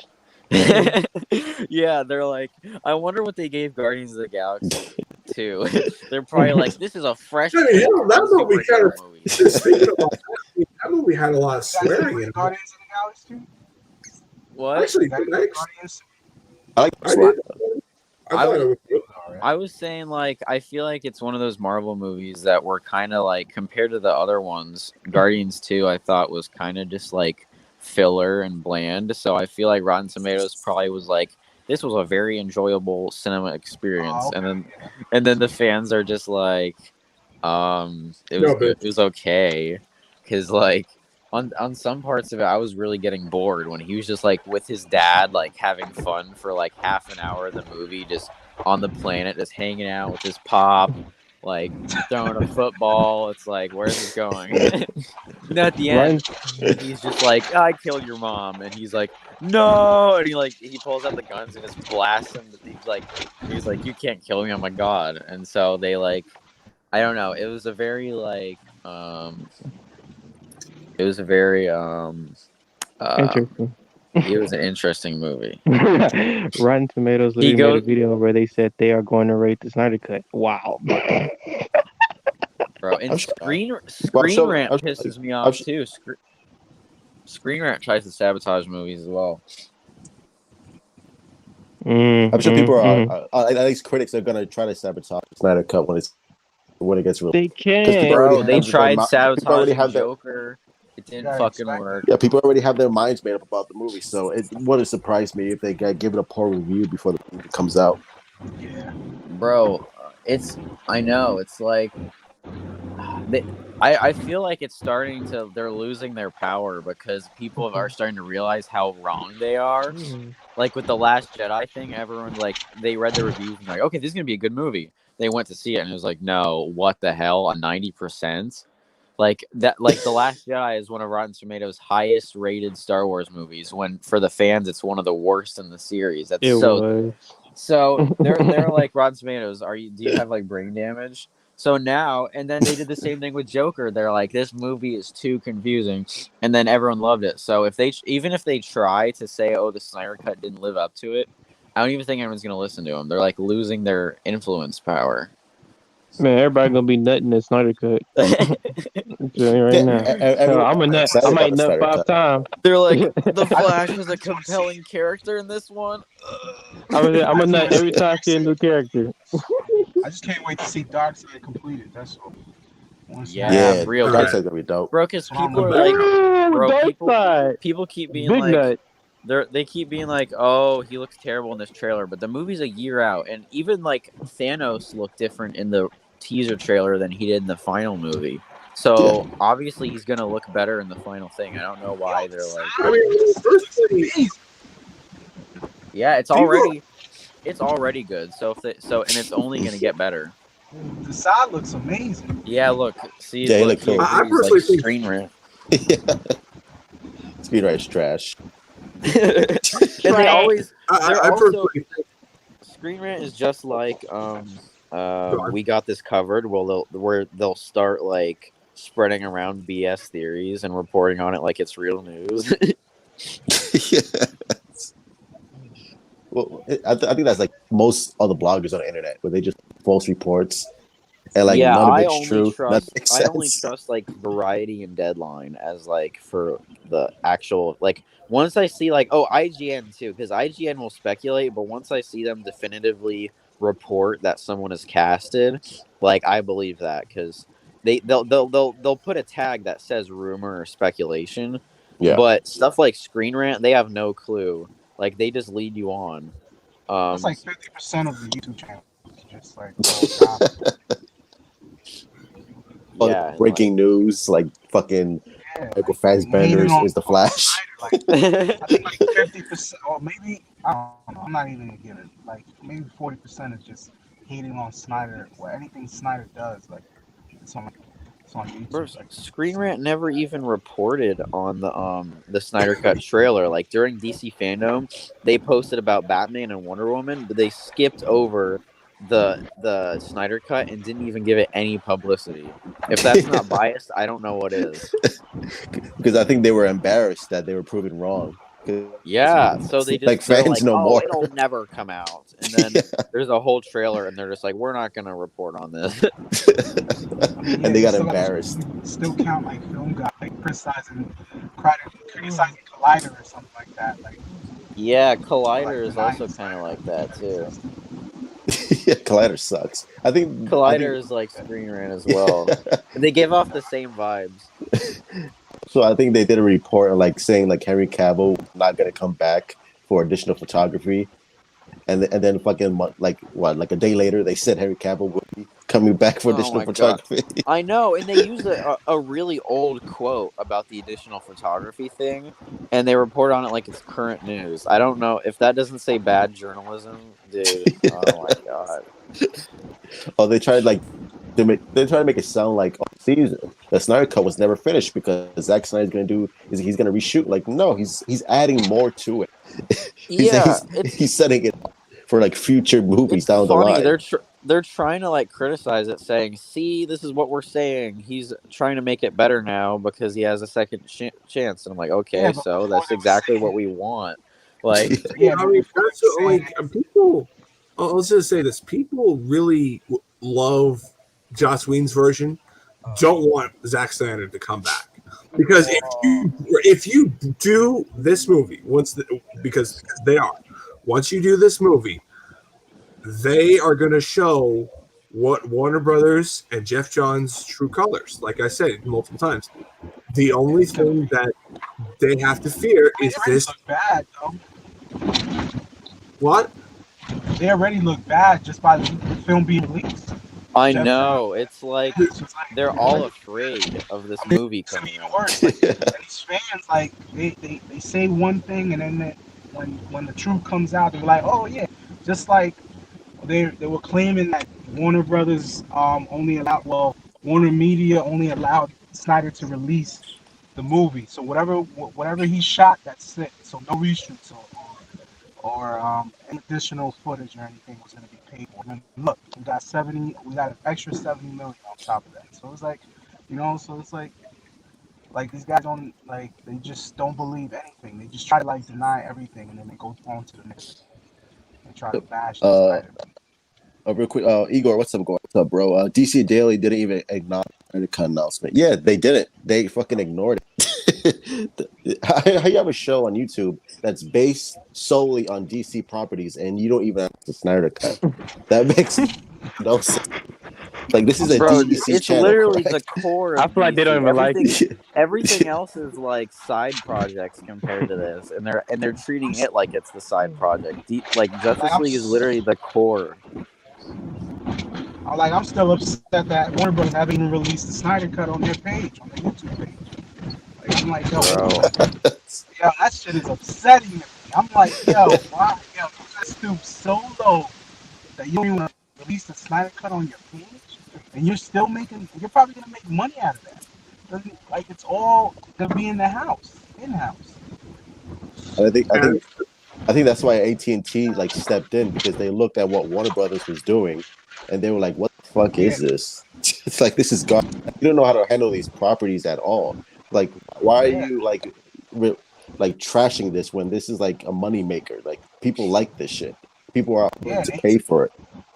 And then they complain that AT&T is just a telecommunication company. Like, in reality, they know business. As long as you know business, you know everything. You know what I'm saying? Yeah, they were sitting back and they saw this huge movement, and they were like, "Wait a minute, why is Warner Bros. Not profiting off of this? Let's do that instead."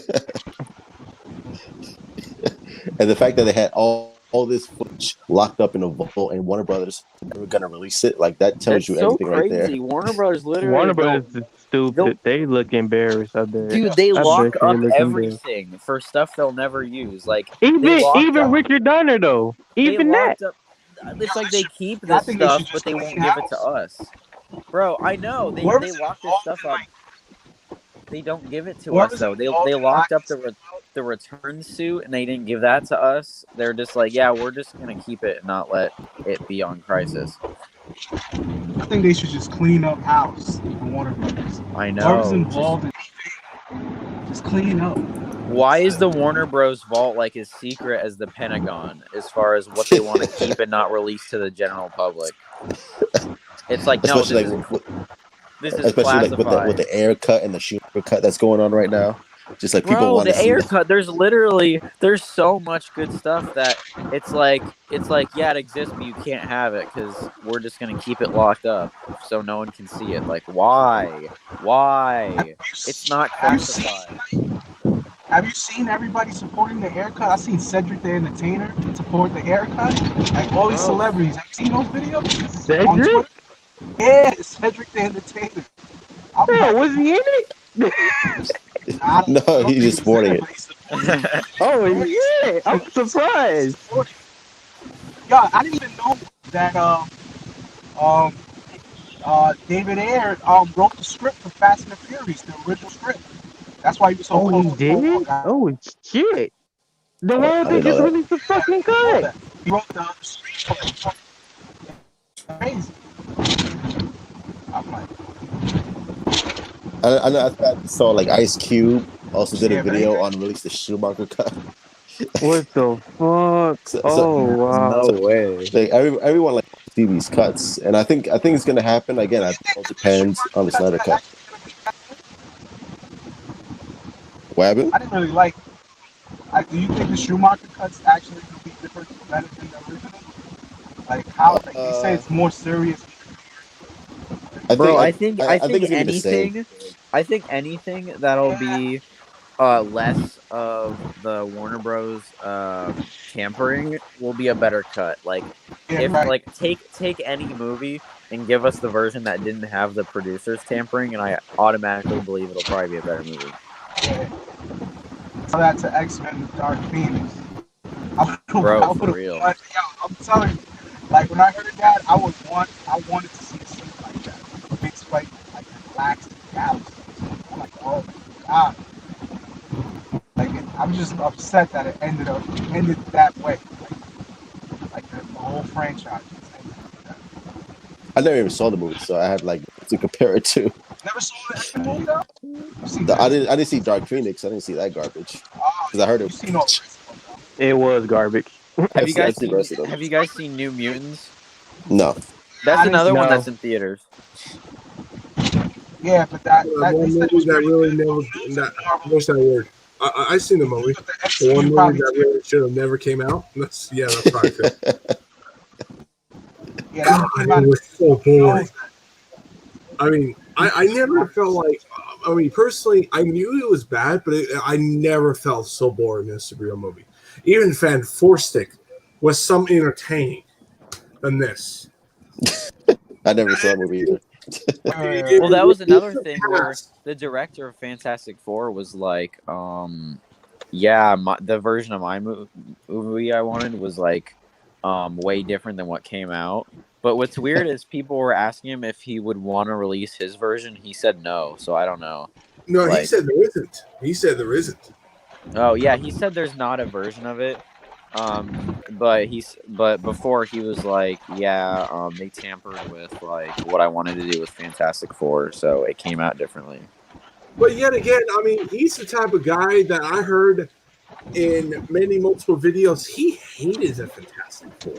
Like, he did not like the Fantastic Four comics. Bro, why did they give properties to people who mishandle it? Dude, like, I don't know if you guys have played the new Avengers game, but everyone is shitting on this game for Crystal Dynamics being a terrible developer, and What, the somehow, Avengers game? bro, I don't get how one of the most profitable franchise in the world, they got the license, it just fell in their lap, and they dropped the ball in this game. Like the player base on Steam has dropped all the way to like less than 1,000 players on Square Enix's Avengers, dude. Because they dropped the writing on the ball on the writing. The gameplay is so buggy. It's lazy. Okay. So wait, you played the game? Yeah, and my friends play it, and it's like, and the thing is, it's supposed to be live service, so they're like, oh yeah, we have more content on the way, but it's just so like bland right now that it's like, here's my opinion. They didn't drop. Well, you could say they dropped the ball. It's more like they took a story that no one really would care for. It's like when you think of Avengers, you're thinking of them fighting the Thanos or Ultron or whatever. They took the most unknown. Bro, exactly. And honestly, the thing is though, a lot of people are like, oh, the reason why Kamala Khan wasn't as liked is because she's Muslim and they just hate women. I don't think that's it at all. No. I think Oh my that's what god, some that is people are the saying in most. the comments. It's not because she sucks. It's not that I'm racist. It's not that I'm racist and sexist. It's that literally the writing. I think you could make a better Kamala Khan story. They just made her character cringy. She, like when the game started out, she literally was writing fan fiction about the Avengers. That's her whole character. She started off as. Well, I always kind of view the character. Well, hold on. I always kind of view that character as that fangirl. And yeah, exactly. So it's like every single time she goes to meet a new Avenger, she's always like, "Oh my gosh, I can't believe it is Iron Man!" Like every single, like whenever you go like add them to the team, it's the same thing of like, because I just don't get why you'd play as a fangirl. Like if you made it like a Rogue One, like the reason why I think they did is because number one, they wanted to have a character that's unknown, that no one really knew too much to. Comic fans knew her, but cheesy. And wow, okay. Wait, someone paid $5 a cameo to do it. Oh shit, that's true. Someone paid Ice Cube $500. I'm just saying. What? I'm just saying. I like that game a lot. There's a lot of things I still would have done better, but if the problem is, it doesn't matter like where you would go. It's more like the game would have been modern successful, and two, we got so many other games popping up, people would drop the ball on that game. Yeah, but I don't know. There's just so many things that like there's so many nitpicks where the gameplay feels clunky at times, the frames drop, the gameplay itself gets boring at times. The dialogue makes me cringe whenever Kamala Khan speaks. Like when she's fighting people, she's like, bad? "Boo, yeah." Bro, she'll be like, "Booyah, slam dunk." That's cyborg. That's all cyborg right bro, there. You can't copy that, bro. She'll be like, "Get out of town" whenever she beats someone. It's like, bro, and people. My whole point is that it's not Kamala Khan as a character. It's that the writers made her cheesy. Like you can make a better if they made her like a Jyn Erso type character where she's more like independent and like kind of like has confidence, and instead they just made her a fangirl that just Like literally, she needs reassurance from the other Avengers like every 10 minutes. Like they have to keep reminding her, no, no, no, you're a real Avenger, because she'll be like, I don't feel like I'm a real Avenger. It's like I don't know. I like my the my and the opinion on this developers whole game. also left them in the dust too, because we were supposed to get another update and the developers just went dark. Mm. Well, So it's like they're they've given up on this working on a new project. game. I heard they're working on a new game. But A it's new game. They're supposed to do live service for this for 5 years. Why are they focusing on a new project? That's I don't know. Look, I feel like it could have been good. It's just there were so many like slip ups during this to where it's just for $60. I think it should have been like a $30 game or like I don't know. Ooh. And they also have battle passes for like to Excuse me? upgrade your Avengers or Excuse me? whatever. Is it like a damn yeah, multiplayer game? they Like had they had like they have to they give you a pass to where if you want to get that costume, let's say you want to buy the Iron Man costume, which I'm trying to get, you got to go get like if you don't want to grind, which is in my opinion more fun. But granted, I like playing games over and over again, so I don't know too much on people's opinions. But it's like Yeah, I it's get like if you want to know like the general consensus, literally just hop on Reddit and go to the forum I for see Square people's Enix's opinions. event. Literally everyone's complaining. They lost all their money too. They put this one guy, he put $200 into cosmetics and all of it just disappeared one day. And then, bro, so look, I just keep comparing it to whenever you look at Insomniac Spider-Man, it's like that was so well made and not buggy and it had good dialogue, and then you look at Avengers and it's I just feel bad for that dude. low, bro. It's just that they handled Spider-Man so well in this Avengers game. It's just I wish it was better. Well, for me, I'm probably going to be crucified for just saying this. I think the Avengers game did a lot better, just in my enjoyment factor, because it's everything I would want. Well, I'm I'm happy for you then, at least, because if it's the game that you wanted, then if it's a game, sorry. no, look, I'm just saying, like, if it's the game that you wanted, then that's good. But like, a lot of people because feel. Let me explain what I would have like. Let me explain like how I feel. Like, Yeah. do I think the game could have been a whole lot better? Absolutely, especially Hulk himself. Oh my god, the Hulk. the Hulk should be a lot more stronger than what he and is. he's so slow. It's like Iron Man flies around and blasts everyone in the sky. Thor just murks everyone, and then the Hulk is just like this kind of slow. Like, the only way for the Hulk to be good too is for some reason you have to give him gear. Like, when does the Hulk need? And also for the cosmetics, you can like change Hulk's muscles. Like, you can give him like a different rib cage, different like forearms. In what, I don't know. That's just weird. The only thing I personally feel that what they should have done, like, here's what they should have done. They should have had a bigger, better villain, because MODOK, I'm sorry, he's not a great villain. He's so terrible and cringe. I don't know why they picked him. Like, you look at the superhero squad and it's like, he's always that, like, in my opinion, he's always a joke. Yeah. He's not that intimidating. He was always a side villain from the bigger villain. And I was hoping the Red Skull, Zemo, anyone has to be bigger than this guy. Bro, and every single time, it's like, also with the plot of this game, it's like, oh, Taskmaster, yeah, let's just never bring him up again, kind of, and like... And then if you do bring Taskmaster in, it's a clone. Yeah, it's like, again, it's like Abomination, no, he's a clone. I bet it's like... What? The only time you fought Abomination, there was one mission that you fought Abomination, and you have to get fucking geared up. I couldn't fight I had to use somebody else. I had to use my boy Iron Man, because like, dude, I'm like, he's beyond fighting as the Hulk. Fuck this joint. I'm gonna play as Iron Man, and I beat the shit out of him. And Kamala, this is why I'm always like a shield on her. She saved my ass so many times. I'm like, okay, I'm gonna fight. And oh my god, and also for her power is literally to explain that how she can regenerate whatever. It's just explained as willpower, and they just leave it as that. It's like she's got willpower. No questions asked.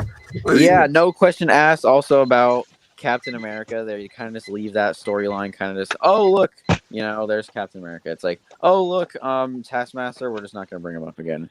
I mean, with my whole thing, it's like I kind of feel that the game should have had, let's say, like films like Hydra and AIM working together, and you bring in Zemo, and you go forward to where, oh yeah, MODOK's done. Bro, could that be the plot of Hydra's these next 5 years? And they were just using AIM for their own purposes. None of that shit worked. None of that shit happened, and it really kind of, like, granted, I'm gonna say this feels like an X-Men game.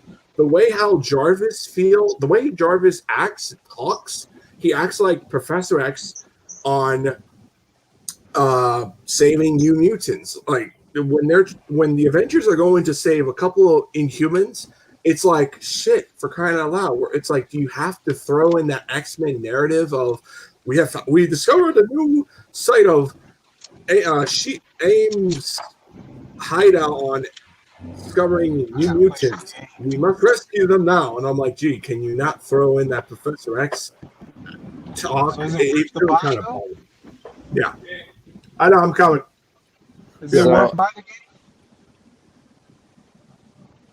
The Avengers game, is it worth it to buy or just rent it? Bro, the Avengers game has got like the ratings on it, dude. It's so funny, but like best. Yeah, I have to. Yeah, I have to hop off. So, all right, see ya, dude.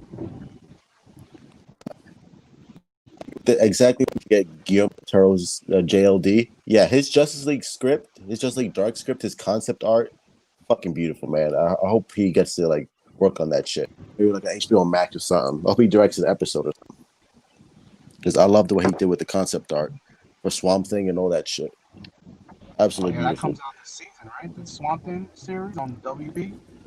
Yeah, I think like the first episode was like last Tuesday. Oh, the premiere of it was last Tuesday? Yeah, I haven't watched it yet. I gotta watch it. I haven't even seen the original one yet. I mean, the first season. I heard it's really good.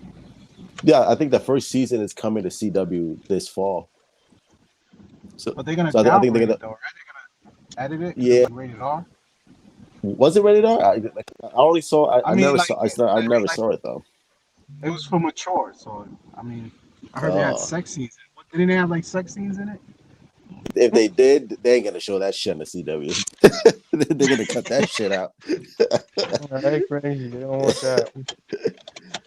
Trank was begging for attention Twitter and was wondering why he's fighting for his cut of Fantastic Four. He don't want to see that shit. And I don't think he even wants to see that shit. I don't think he even. Wait, which one? The old one or the latest one? I think it was the new one that he did.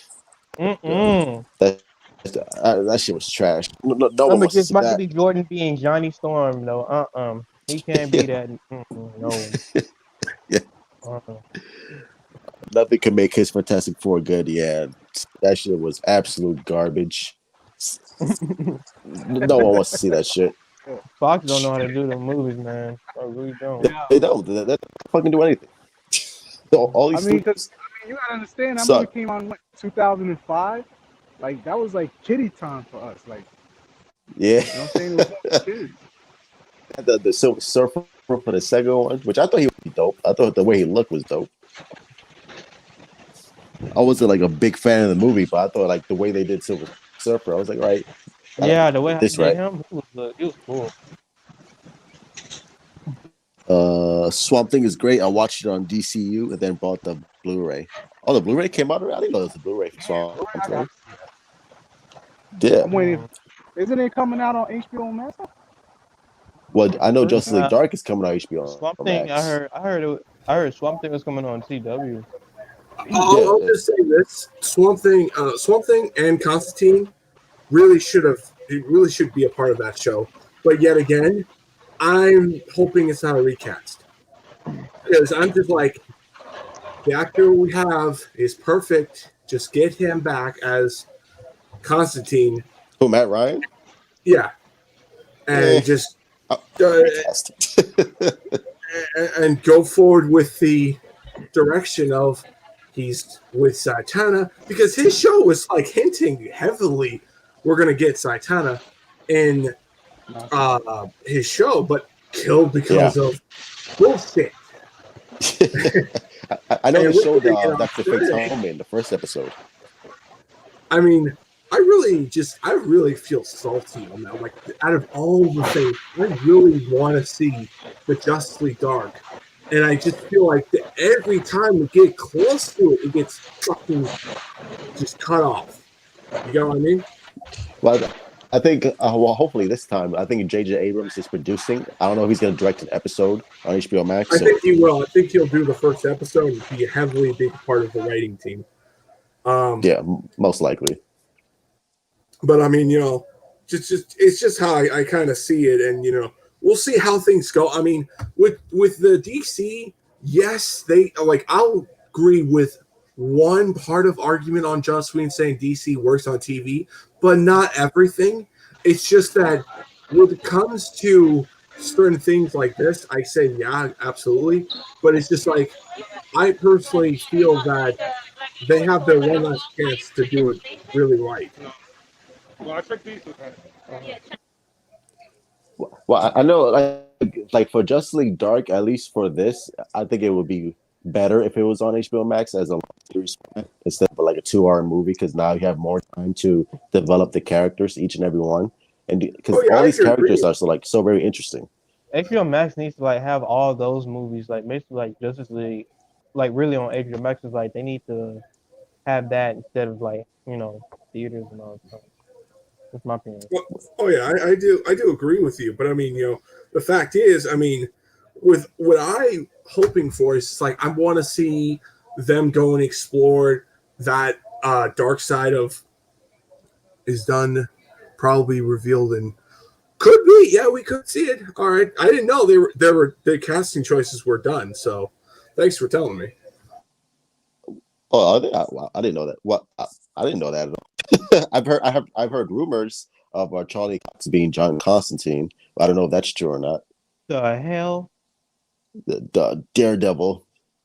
my God, they need to bring his ass back, man. I'm sorry, that dude there, man. When I saw Who? him, Cox. For Daredevil, that shit's done. He ain't coming back. Man, He ain't coming back for Daredevil. Fuck, why did they do that? Damn, Marvel. They're fucking stupid. Oh, yeah. But I don't know.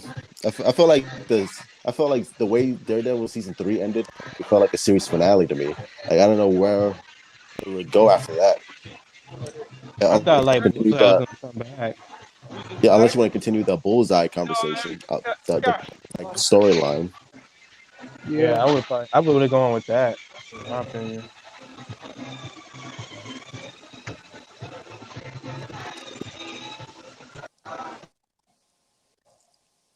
Colin Farrell with a great constant. Yeah, he was my choice too. I would have loved Colin Farrell. Yeah, to he be does have that John like Constantine. face. Mm-hmm. I agree. I would have loved him. He would have been best. Abrams Westworld season 1 was. Yeah. Abrams Westworld season 1 was great. I never saw Westworld. I gotta watch it though. Is it on HBO Max? I hope it's on HBO Max. It should be. What were we talking about? He's talking about Colin Farrell would have been a great Constantine.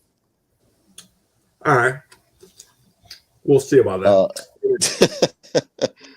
There are rumors that Charlie Cox is looking for Constantine, but not. Yeah, that's what I said. I think it might be true. I think he might be the new Constantine, but we'll see. Oh Lord, I don't because I like Matt Ryan, but to me he's just like I don't know. I see him stuck in the CW. I think he's CW's Constantine. To see him on Max would be. I don't know if he would be a right fit for what they're going for. I think if they chose another actor for that role, I think they'll what they're going for tone wise. All right, I can see your argument. Respectfully disagree. And then we'll just have to respectfully disagree with one another because I mean, I like him as Constantine. I just don't think I just don't like the way he's treated on the CW show. I think it's too goofy. I think the way Constantine is portrayed in that show, I just like it. Especially like if you read John Constantine books. Well, his what? His British accent. The Cockney accent. I mean, But doesn't Keanu Reeves want to reprise that role? Like he said it. Oh So he yeah, would like do another. Yeah. he wants to do And another that, movie. yeah, Constantine was the first one was really good. Yeah, I I said like bring the him back. first movie You didn't like it? because I like the first Ah, movie. yeah, I thought yeah, the yeah. first The movie was first pretty. one. Yeah. I would love to see Keanu Reeves come back as like John Constantine, but it's just like damn. But the first one was like back in 2004. You gonna do another one Yeah, years yeah. later? Really? Oh, yeah, Damn. you seen Keanu without a beard? Oh man, that kid look old. He looks weird as fuck. Yeah, he Yo, looks he's half weird. Asian, I think. Yeah, he's half Asian, man. Asians do not age well, man. I mean, they age amazing, but once they get to like their 70s, I mean their 60s, that's when you start to see it. No, bro. I like Keanu Reeves. I like them as John Constantine. Even if it wasn't comic accurate, I thought for what they did for their like interpretation, I thought it was pretty solid. Yeah, it was good. Keanu can't do accents. Watch Bram Stoker Dracula and Dangerous Liaisons. Yeah, he's not the world's greatest Wait, thespian, but he's all right. but didn't he have an accent in interview? I mean, in Dracula, didn't he have an Yeah, accent? and Yeah, Ram I never is saw it, pretty. but according to this guy, according to Igor, he's like, "No, he can't do it. His Oh accent man. was terrible, Oh damn. so you can't pull that shit off." God dang. Well, I for like. me, I'm a big Keanu Reeves fan. I like him. But for me, his Constantine movie, it was great. It was awesome. If you don't know, if you just don't look at it as if you don't look at it as a comic book film, it's a Yeah, magnificent, really good film. Comic book film, very it's good, but a lot of work to do if they go with the sequel. I mean, like people like me are like, okay, we got to throw in more of what that character of what he is in the comics. Because I mean, I'm not saying throw everything. I'm just saying just sprinkle it on there, just make the story a little bit better. You know what I mean? yeah, I I got mean, everything was perfect. The whole hell piece, oh god, perfect. you. Cotton candy. The first season is great, and there are rumors that they are reviving his series and possibly connecting to Swamp Thing series. Well, that's why you have Justice League Dark. It wouldn't make sense if you're gonna do that, then do another interpretation of Constantine with Swamp Thing. That I don't know. wouldn't make any sense. Oh, Since strong cotton candy. We'll see how things go. All right. Oh, Yeah, I'm talking about cotton candy the whole time. Y'all talking about. Keanu should do only period pieces set in times they use the word died. But yeah, man. Pick it up. What you saying? No, what happened? No, I was just gonna say yeah, man, what I told you about the Hulk and all that with the whole vision that everybody all these actors and directors want to do, but it always gets flopped when the studio comes in. They just drop it. And, yeah, it's really starting to get old now. Like I'm really tired. Like if it would have saved me a long time ago from seeing Rafalo Soak being the bitch, then I mean I would have liked it, man. I probably would have liked it. Well, the problem is most studios they're in charge of these comic book properties that have no clue who they are or what they stand for, and they don't know anything about comic books. So, and that's why you have directors and writers who love the characters, who understand these characters, make sure they put themselves in charge, so that way these movies don't suck. Because most of these executives they don't know anything about Batman or Superman or Fantastic Four or whatever. That's why they suck. Yeah, and I had because when I was reading it, I felt like this dude actually the actor, I felt like he actually knew about the source material in some type of way, you know. And a lot of actors, you never even think that they do. Like Nicolas Cage, in reading Superman comics, I'm like, wow, this dude read Superman comics. He's Makes you big think, fan. right? Yeah, it makes you really think. I'm talking about CWJLD. They want to create a CW Justice League Dark Universe 2. Really? Oh, I don't want to see that shit. I don't want to see that. Oh, Nah, I'm fuck good with that. no. How They long can't even you do their fucking writing right. how long you feel Yeah, I'm not. how long do you think it's gonna take till we see like a Crisis on Infinite Earth and a big screen? How many years? A long time. You think Yeah, so? Right. I mean, I don't think they're if gonna Warner do that Brothers anytime like soon. rushing things, I mean, how long you think it was? How long you think it's gonna take for Zack Snyder if he decides to do it? Probably a Because a lot long of people time. complain about him doing Or never. Justice League so early. Oh, I wanted to ask you guys. I mean, I know Zack Snyder did say this, but I wanted to know how would you all feel if Zack Snyder took over it to do a Spider-Man film? Bro. Hold on. Huh? He did say Spider he Man? was. Yeah, He he did did. Spider-Man? Yeah, because he did say out of like in Marvel, I like Spider-Man. That's why Yeah, man. what I've heard. I How don't would you know. Well, feel? I think it would be cool. I think he would do a great Spider-Man film. Yeah, But I because mean, Spider Man does have some drama, and and Zack Snyder does like using drama in his films. I think it will work perfectly. I think he'll do like. I mean, personally, the best story for him to do is Craven the Last Hunt. Oh man, God, can you imagine Spider-Man crawling the grave? Oh God, dude, that'd be great. But but yet again, knowing Disney, I'm like, oh, it's too dark. Can't do probably. that. I get so sick of their bullshit, man. Can't. I'm It's like, too dude. dark. I'm like, the Hulk is dark and serious. Like, come Oh, on. yeah, well, Thor is dark, but I mean, with that character, he could be goofy. But I mean, I'm a Thor guy because I know what like that character. He could be fun, all that stuff. The biggest problem in that entire movie of him is he kept on getting overshadowed by Loki. It pissed me off in the second film. And I'm like, oh, I still prefer the second film over the Iron Man 3. Oh, God, kill myself. I mean, I'd rather hang myself than throw me in a fucking blazer than wrapping myself up to China little bits than watch that movie ever again. I can't watch that movie without getting fucking cringe. I mean, you guys talk about, like, I would rather watch Catwoman. That's how bad. I mean, the only movie out of all the Marvel Studios that really pissed me off is Iron Man 3 because I'm an Iron Man fan. Yeah. And when you ruin that character, you really upset that fan that wanted to see that character done right.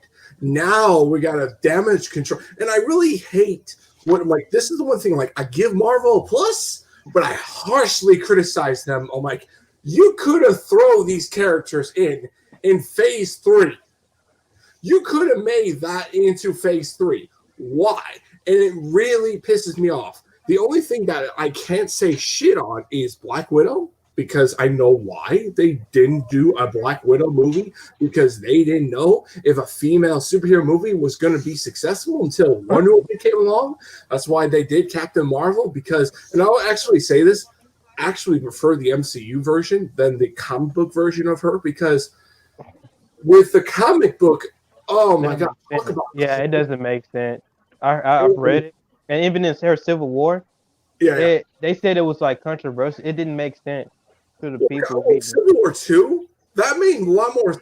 I kind of disagree with that. With Civil War 2, it made sense, but in a one side argument. Yeah, that's what I'm saying. I mean, the problem is with her is like she wanted to play God. And I get what Bendis was trying to go for, and I kind of like that idea, but it's like it's only going to be hating on that character. Kind of like with Iron Man with the first Civil War. Iron Man was trying to throw, and this is something I kind of, it's an out of character that Tony would do, support the government, even though this is the same guy that went out of his way to not make any weapons or be a part of the government on helping them on whatever agenda that he wants to go with, because he was always a guy that I will do if I feel it's right.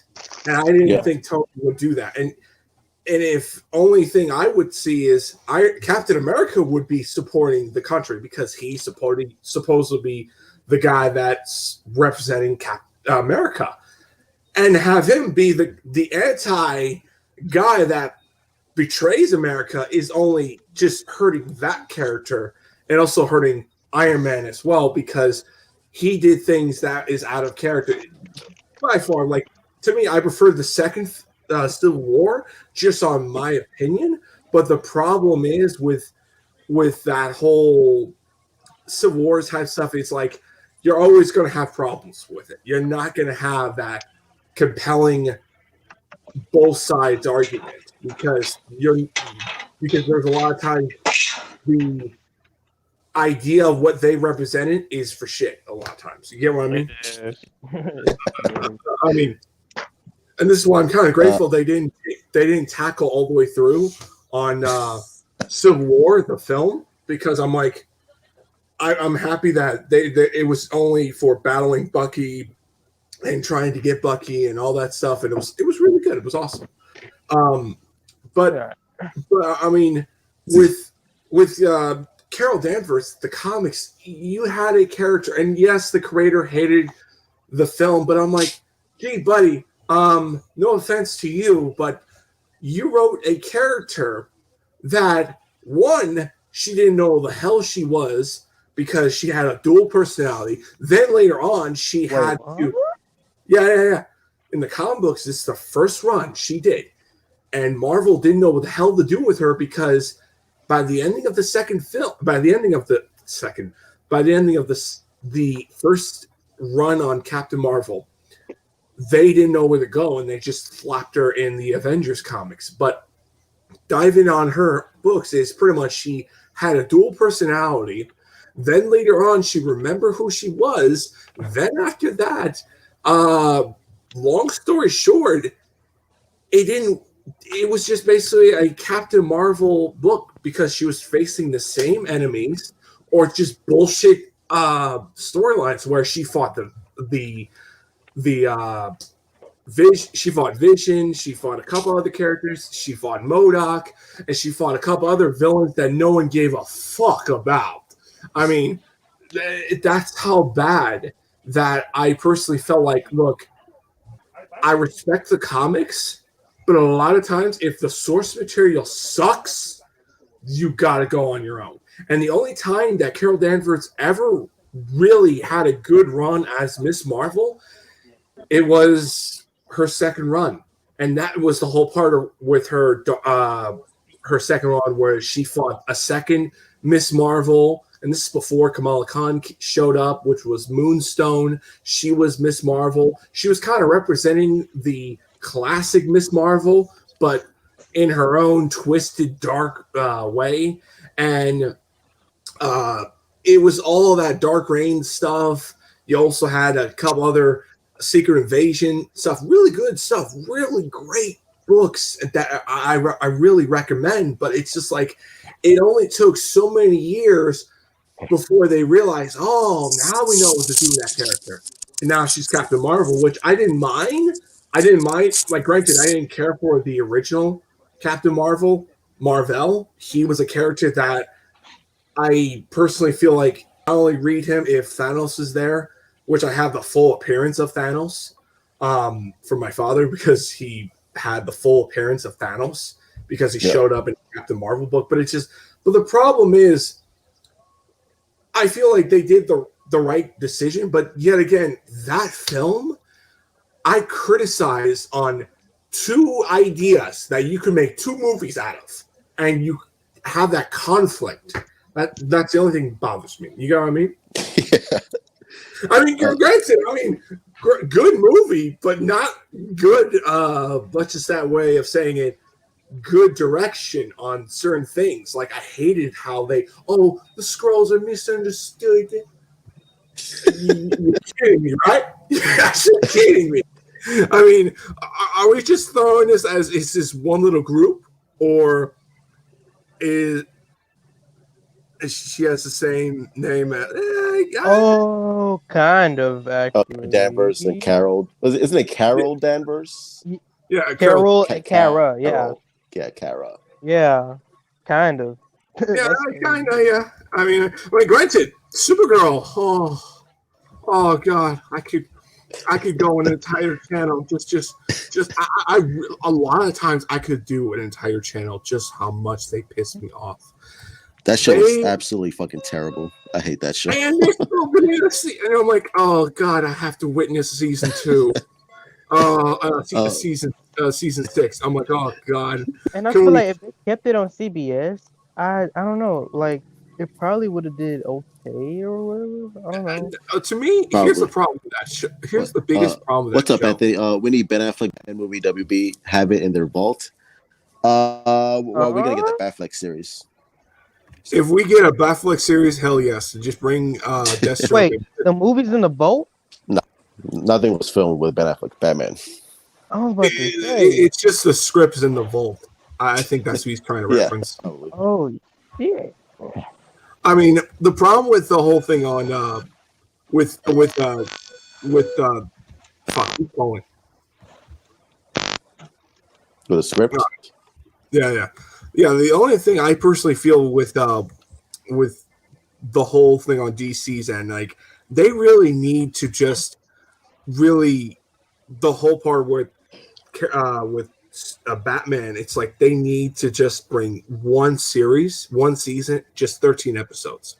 Just do Ben Affleck's story. I really feel like out of all the movies, Henry Cavill, Gal Gadot has their movies, but Ben Affleck didn't have his own movie. So we don't know fully on what his Batman really could have been.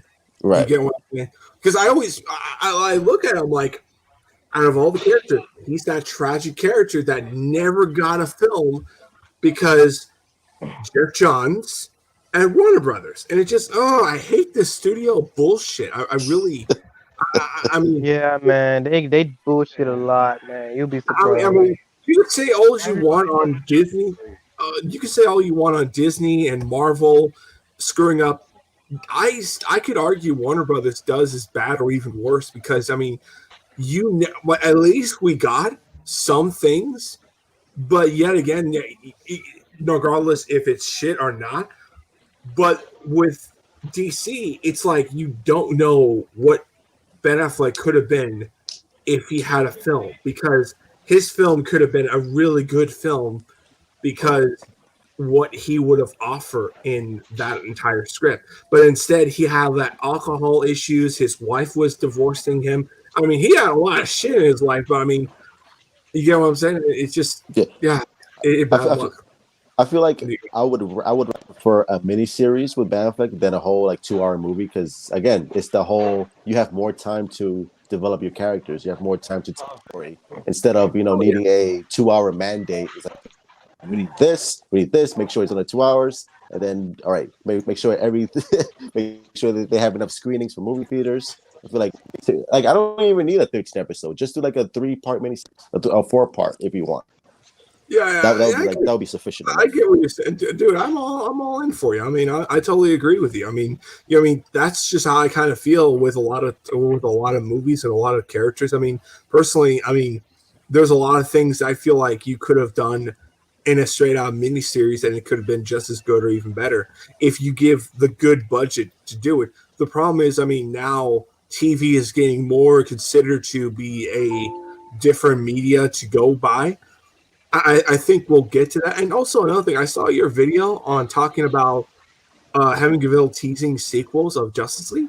I really hope they get that done. I really do, because I hate to say it, Avengers Infinity War stole almost everything. I love those 2 movies, but damn. Because think about it, Feige is always visiting Gunn over there, and it's like, God damn it, what the fuck are they? Oh, God, stealing shit from your enemy, just making it. But even if that's the case, the Snyder cut, you could tell just from that trailer alone, it's gonna be so different from what Infinity War produced. And I agree, and that's what I'm sure he's gonna have similar beats, but the tone, the character, characters, the setting is gonna be way from what any Infinity War Endgame produced. So I'm not worried about like the. I'm sure people are gonna be like, "Oh, you see, Justice League just copied Infinity War." Like, no, it's gonna be different. Well, I agree, but I mean, the whole thing on that whole on with Justice League, it's I think it's going to be better, but it's a lot of times my a couple of friends of mine said that it's going to be the same thing. I'm like, sure, yeah, a lot of the parts of the film are going to be somewhat we've seen many times in before, but the biggest problem I would argue is you had the films go do different directions than this series. And I think that what we're going to end up having is a movie that one is a better movie, and two, it's just overall good story. You get what I mean? Yeah, I feel like this is not only a good direction for us, but I mean, but a lot of times it really thinks that what's that word? A what's I'm trying to put the best word to say. Just but overall the right thing to do. I'm just saying that. I mean, just saying it down the terms. So, oh, you're talking about the Supergirl from the comics, not the CW. I'm talking about the name, like Kara. Yeah, Oh, I could see that, but I mean, with Supergirl, I mean, I'm a big fan of Supergirl, so I mean, what do you mean, like on like the character story on how Supergirl has been treated? I mean, yes, there have been many different versions, but they weren't that fully, like, say, definitive, because the only things I personally feel like are the best of the best is the Jeff Johns Supergirl run and the New 52 books that really got yeah. that character. But the problem is with the whole thing on with just overall, like, that character, they really shoehorn Superman stories without even introducing Superman. And it really pissed me off, and they never even touched what that character represented. And I just feel like, oh, she's our Supergirl. No, she ain't okay. In your eyes, she's your Supergirl because you don't know what that character is. You have a character that was lost everything. Her whole life was destroyed in Krypton. And I'm like, I always look at Supergirl as the tragic character, and you could do a really good, compelling movie to where, what does she stand for now? Where does she go in life? Does she go be a superhero and be like her cousin? Or does she be somebody else? That was the great thing about the books that really, truly represented. And the fact that aged her up and made this whole new story on her that is nothing like the books. It just, I just want to kill myself just thinking about it. It makes me want to puke because how bad that character has been treated. Imagine how you feel if Spider-Man was a little kid, and to be a fully adult, completely just ignoring Uncle Ben, completely just ignoring everything about that character. Even though the MCU is doing completely new take on that character, they keep the core aspects of what that character is. They at least mention some bits here and there of Uncle Ben and here and there and all that stuff. Just make him, and also establish him as powers, like it was by birth or something like that. Yeah. And it just ruined that character. I mean, they don't know. Are we going to get season 2 of Snyder Cut? I hope so. Yeah, we are. knowing the fans community of the Snyder Cut, absolutely, I think it will. I mean, that is going to happen because when you have them going to do the Snyder Cut, the first episode is literally going to be the highest viewing episode to date. Oh hell yeah, that is the fact. I mean, feel like just by them investing that 70 million, that's a guarantee. Yeah, that is guaranteed. Seriously, especially with the addition of photography, that's going off the roof. And they're not going to invest 70 million, if that's the correct word, on a one and done project. Exactly. It's like that makes no sense. It's like, yeah, I'm gonna throw all this money on you for this, and all right, we're done. I hope you enjoyed it.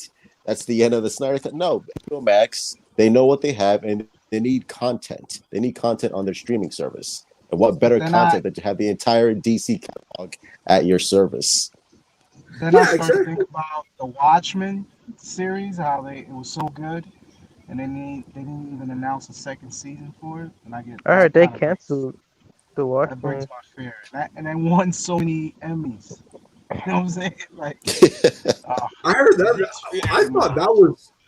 Can I say that about the Watchmen? I thought that was a one and done season, and plus, I thought that was a sequel to the movie with Zack Snyder. No, I'm like, it was a sequel to the comics. yeah, and I heard that. I'm like, oh, okay. I don't really. Granted, I'm like, Watchmen is. I never really got the hype for it. It's always this complex ideas and interesting directions, but it didn't fit with me. I mean, I like complex storytelling, but it's just like it really, I didn't get me. I mean, Yeah. granted, Grant, you you could get a revival, but yet again, I mean, could you see a season 2 from that show? I mean, I don't know. I mean, it ended like I the don't think he season wants to one. do a season. I think he said like this season was the one, and he has no interest in returning for another one or doing another one. Oh, So Snyder. no, his name, I think Damon Lindelof. I think that's his name. He had no interest in doing a second season. He's like, nope. I told my story. I'm finished, which is smart. Which is like, I hope more people do that instead of like just manufacturing a second season with no ideas. Like, yeah, I guess I'll do another one. Granted, you could say the same thing with movies. Do you need a Yeah, trilogy? I mean, like I could argue where do we need a sequel to The Joker, like a whole entire trilogy? I don't think so. No, I think personally, the only thing you could do is just do a movie him meeting up with Batman when he's in his first or second year. I mean, it's just like I feel like a lot of times movies should be a standalone, like the Jumanji film. You should never done a sequel. It ruins the sole purpose of that entire first movie I mean, because they now, made so much money. That's why they yeah, want I to yeah, make know that's the problem. I mean, and like you're just making a Hollywood-esque film with The Rock. I mean, no offense to anyone who likes that film, but I mean, it's not a Jumanji film. Jumanji is supposed to be a board game. And I get I hate the insulting factor of, oh, nobody plays board games anymore. Sure, right. That's why I see the Walmart or Target selling board games. yeah. Thanks. You I like to hope throw I that hope we get a agenda. full I hope we get a full trailer of Snyder Cut in December. Well, first of all, we have no idea on when the Snyder Cut is going to release. There's no official release date for that movie. My prediction is we're gonna get it December. We're gonna get a full trailer, and it's probably gonna come out sometime in April or May. That's where I think what's gonna end up happening. Damn, that's so fun. I It's mean, like, yeah, I agree. I would love it if it came out on the anniversary of BBS, March 25th. dude, Oh that's really yeah, that would be cool. Yeah, do that. Yeah. because I mean, That'd be a nice yeah, little nod to the fans. and you would have all that stuff going for it, and people would be like, "Yes, Justice League's coming, yes." And going forward, and we do all of that story and go and do all that stuff. The only thing I really hoping that is I really hope that Zack Snyder changes the reason why Batman kills. Um, is it's just because Dick Grayson died. I really hope it's Jason instead of Dick Grayson because if you have Dick Grayson die, ooh, it might rub off some fans. You get what I mean? I think he confirmed that it was Dick Grayson who died. I don't think it Yeah, was because I just think in the comics, Jason was the one that died. And I got it mixed yeah. up thinking, oh, so Jason in the movie died, but no, it was Dick that they're saying died. I'm like, what? That's crazy. Yeah, So it was Dick, Yeah, right? yeah, it was Dick Grayson who died. Yeah. What the fuck? yeah, killed by the Joker. I'm like, I want to see how they're gonna do that. I want to see how they're gonna do it. But then you have to remember that Zack Snyder. Again, I think people are like confused. Like Zack Snyder never wanted a Batman trilogy. He never wanted a Superman or Justice League cinematic universe. I think the reason why he killed Dick Grayson is because he never had any intention of using that character. There's always just I'm going to use Batman and he has an arc and I'm going to finish his arc. I'm going to kill him off in Justice League 3. So I think people were like, well, why did you kill off Dick Grayson? Well, because he's never going to use the character. It's part of his journey. It's part of his arc. Now, if they were starting a new Batman series, so if they were starting a new Batman series, and with Robert Pattinson, and they kill off fucking Dick Grayson, yeah, I'm gonna be pissed off. Like, yeah, don't do that, because again, this is a Batman that's been around for 20 years. This is a Batman that's just like at the end of his rope, and suddenly has like a new resurgence of life thanks to Superman's sacrifice. So this is all part of Bruce's journey on getting redemption for his character, because all the shit that he did in BVS, all the killing, that's intentional. That was part of his journey. I think some people might not know that or might confuse that, but again, it's all part of this Zack Snyder's plan in his universe. But all right, so if they kill Dick, yeah, I get what you're saying. Wouldn't that be cool? Like a resurrect if they do decide to bring Dick Grayson, like wouldn't it be cool to have him like a resurrection of becoming Nightwing, like in a future series? In the Snyderverse? Yeah, wouldn't that be cool? I don't think they're gonna do that. But I don't think they're gonna do that. Nah, Snyder likes to kill, do one kill and then that's it. You're done. Like a because kill and done. Because it is weird, isn't it? Like you killed Dick Grayson, but instead in the comics it was Jason Todd that died by the hands of Joker. I think. Well, so you basically need to. Let me get this straight. I mean, I didn't understood it, but I mean, for now you're kind of like making it a little bit more sense. So he's there for the plot and not like we're never gonna make this like the Marvel universe where every character has their own solo films and they're just there to be a part of Superman's story and just going forward. You know what I mean? Yeah, the Man of Steel, Batman vs Superman, Justice League. This is a Superman story with the Justice League acting as supporting characters. If that makes sense. Yeah, that's basically what I was trying to say. Like, okay. I mean, personally, with me, I think that, I mean, what I really didn't really get is like, okay, you're having Jason, because I thought Jason was coming. I thought Jason Todd was coming, and then you have where Jason Todd acknowledges what happened to Batman vs Superman, and he thinks Jason got replaced by Superman. That would have been a really good story, but now you kind of like refer me like, no, that's not the intentions that what Zack Snyder wanted to go for. He wanted to have where he was a broken Batman, but Superman was that guy that basically showed him the light that you can be better than him. Like, yeah. I mean, okay. I guess I can go with that. I mean, personally, I still would have won a movie. I really feel like the biggest crime is like the Trinity. Both of the two of them out of the three have their movies. Batman doesn't. It really just frustrates me. I mean, you get what I mean? I mean, like, why didn't you get a film? Oh, wait, I know why. Because Jeff Johns. Fuck you, Jeff Johns. I hate you. You go back where you belong. Peanut head. Yeah, he has no involvement with Green Lantern Corps whatsoever with the show. Even though it feels like his storylines are not involving him, which is hilarious. Because it seems like they're using the Rebirth storyline from Jeff Johns' Green Lantern run and just not involved him whatsoever, which is hilarious.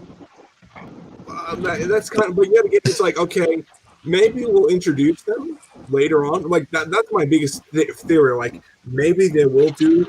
Oh wait, rumors. they could do a Mr. Freeze movie if Yeah, they I wouldn't mind that. do it the animated series direction. Because I mean, Yeah. you can't make any sympathetic than just do a Mr. Freeze story with that whole thing. Because, and granted, I mean, Mr. Freeze is a tragic story, but I wouldn't make it where he's helping his wife, trying to save his wife, but it's something more to it than just that. But yet again, I would do the animated series one. I mean, the only one I want out of all the Batman films, villains, I want to see A Court of Owls. I just want that. I mean, that is like doomed for a trilogy. I really would love that. But I That mean, would That's cool. coming, right? The Batman. That's hinted. Well, a lot of people are saying that the Court of Owls are implemented throughout Batman's story. So I don't know. I don't know if that's true. It would be Didn't they cool. say they- I would love it. Didn't they I say it mean, was gonna didn't we be see in the a mask in the Batman? trailer? Isn't there a mask like with the Court of Owls mask? Yeah, I heard, like someone was wearing an owl mask when Batman was going up into the rooftop. I don't know. that would be cool. 'Cause I thinking think about something. I I wonder, love that. what's your guys' thoughts on? What's your guys' thoughts on the Gotham Knights game? I don't know. You got I didn't know we discussed it or not. I mean, I wasn't impressed. I was like, okay, Yeah. that was like, that looks cool, but I'm not like, oh No shit, Batman, that's the that was thing. awesome. No Batman. I don't even care that Batman. It's just like the gameplay doesn't look interesting. It doesn't look intriguing at all. That there was nothing new in the gameplay that had me excited. We're just like, this is just so you're just yeah, like whatever. there was nothing innovative about the gameplay whatsoever. I was just Okay. like, oh, okay, Alright. that looks cool. It's just like, it wasn't the holy shit, this is amazing. But Like the again, Miles Morales game. yeah, I'm excited for that. I mean, Like, Yeah, I'm sure, the like, design in that. Whoa. Ooh, I'm sure the gameplay will be to the PS4, but I like the character Miles and the graphics are amazing. fuck that Well, I'm remaster. excited to see that. Fuck that remaster. Ooh, Oh, You the can Peter still Parker. play Yeah, I'm your not a fan. that dude can looks still- like a you can damn kid. Line. You can still play your PlayStation 4 version and be compatible to put it on your PlayStation 5. I think the PlayStation So I 4 kind of will be feel- compatible with with PS5. Oh, I think you're able to play your that's your what it PS4 said. games for PlayStation 5. Yeah. I wish you could do that with the PS. Anyway, you guys are really, like, what's the point of buying a remaster version? I I'm mean, saying, it's what's like the point? it's almost everything. Like, nope, don't even buy the PlayStation remaster. It's the same like, shit pointless. though. It's nothing But different. it's It's like the same the shit. only problem. The only thing you'll have is more loadings. Yeah. The loadings will be more longer than usual. And I'm like, oh, who gives a fuck? I'm happy. I mean, I'm all good. I mean, personally, with me, I'm just excited to get Miles 5 weeks. Oh God, I'm just drooling all over that because I mean, I'm hoping the Prowler is in it, but I mean, I don't know about you guys, but I'm gonna ask you guys. I mean, do you think the Prowler could be Miles' mother? Because I'm thinking like it can't be his father; he's dead, and I don't know if they're gonna introduce Miles' cousin or nephew or whatever Wait, to make him. His uncle. I thought the Prowler was his uncle. Yeah, like that. I don't know if they're gonna do that. They could do a massive twist where it's his mother. Wait, is the Prowler in the game? Yeah, he's confirmed to be in the game. So already? Yeah, I think the Tinkerer is the main villain of the game. Yeah, the Tinkerer. she's one of the main villains in the game. We don't know fully who's the big baddie because they're trying to save that for the big reveal for the customer. But I mean, and this is I'm actually happy we're getting a Spider-Man game that doesn't star Peter, and I'm like, oh my god, this is practically the first. I mean, I'm hoping this is more than just like I'm hoping we get more Spider-Man games because one of my favorite It's something fresh. Yeah, something fresh, and also I'll get into Gotham Knight and why I'm excited for it, but also I do criticize it on one thing. Um, I'm very happy that we're getting a game on Miles because that gives a massive plus on his fan card because he was a character that was hated because he replaced Peter Parker in the Ultimate books for a particular reason. Now he's getting the love that he deserves because there's so much about that character that everyone can identify with. And I really hoping that whoever is the Prowler, they do it in a big reveal. And I just don't want one thing: don't bring back his father, because I mean that would ruin the whole moment where It wouldn't Miles. make any sense if they did bring back his father either. Like he's dead. He's pretty Yeah, dead. I know, but it's like I'm just hoping that they don't do that. But I mean, I just think that the Prowler should be the main villain. But I mean, what I'm trying to say is like with Miles getting his own game, it makes me happy that, and it also makes me confident that we can get other Spider-Man characters like Spider-Man 29, Spider-Gwen, Silk, and Spider-Woman get their own games later down the line if they introduce those. You get what I mean? But they have to introduce like the spider reverse in a way. Yeah, But it'd be That pretty would be cool. cool. Yeah, It would that be would be pretty pretty cool. cool. It would. It really would though. There are possibly 2 to 3 flashback scenes in a Snyder cut when asked about the Graysons stay dead till Carrie. That is That's true. interesting. I remember seeing that. To stay dead till Carrie. When Stay do y'all dead. think the Flash movie is going to use Wally West? Not anytime soon. no, Oh no. Nah, anytime. I mean, personally, I mean, with Wally, it's like they gotta make it very good, and I hope it's the white version, not being racist to the black one. I just feel like any direction you should He go. treated that black dude like piss. Ooh. If you he was like piss poor, man. I'm sorry. CW's fucked up every likable character, dude. They Oh, dude, really. they fucking ruined Green Arrow. They ruined Flash. Arrow died, man. That's it. He gone.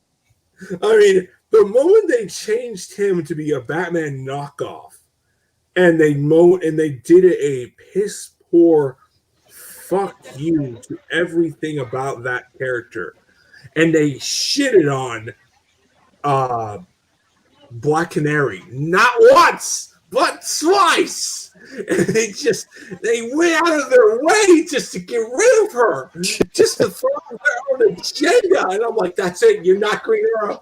You're not even fucking part of the DC universe. You are the reason why I hate this universe. And I'm no offense to Stephen Amell, but every time I see the second Turtles film, it's in him saying, "I'm gonna be somebody. I'm gonna be somebody," and I'm like, I'm done. Yeah, you are somebody. You are somebody. You are a Batman knockoff in a bad way, not in a good way. Because there are good Batman knockoffs, and they're actually good, worth shit entertaining. Well, guys, I gotta go. So thanks, True, Uh, for inviting me. that All was right, man. good. It was All right, good. take care, guys. Okay. Yeah, no. Well, I guess it's just You too. what?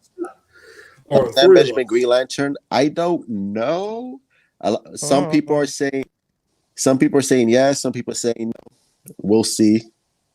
If he is, he's not Hal Jordan. Huh? What is I that? would just say that he's not Hal Jordan. If he's Green Lantern, he's not Hal Jordan. Possibly Sam Benjamin is Can you hear Green me? Lantern because he is the one who has stopped talking. Yeah, we can anything about Justice League or Green Lantern. That's what it says. He said. Oh no. Yeah. Well, anything else? Yeah, I'm not sure about him. But the fact that there's a Green Lantern that's coming into the Snyder Cut, that's pretty cool, man. Really. I'm hoping we get to see. When are we going to get Spider-Man 2 video game? Sometime a couple of years. Give it fucking face. Give it time. That's Please all. fix the face. Please fix that damn face. I'm sorry. I can't play that shit with his little childish ass face, man. Well, I think you're going to see that Yeah, face more than often because hello, Tebia. Oh my god. I think you're going to see that face more often because he's probably going to be the new face for Spider-Man. They fucked their dude. They fucking their reputation up just like that, man. I'm sorry. I'd rather play Miles. Miles looks older than that character model, bro.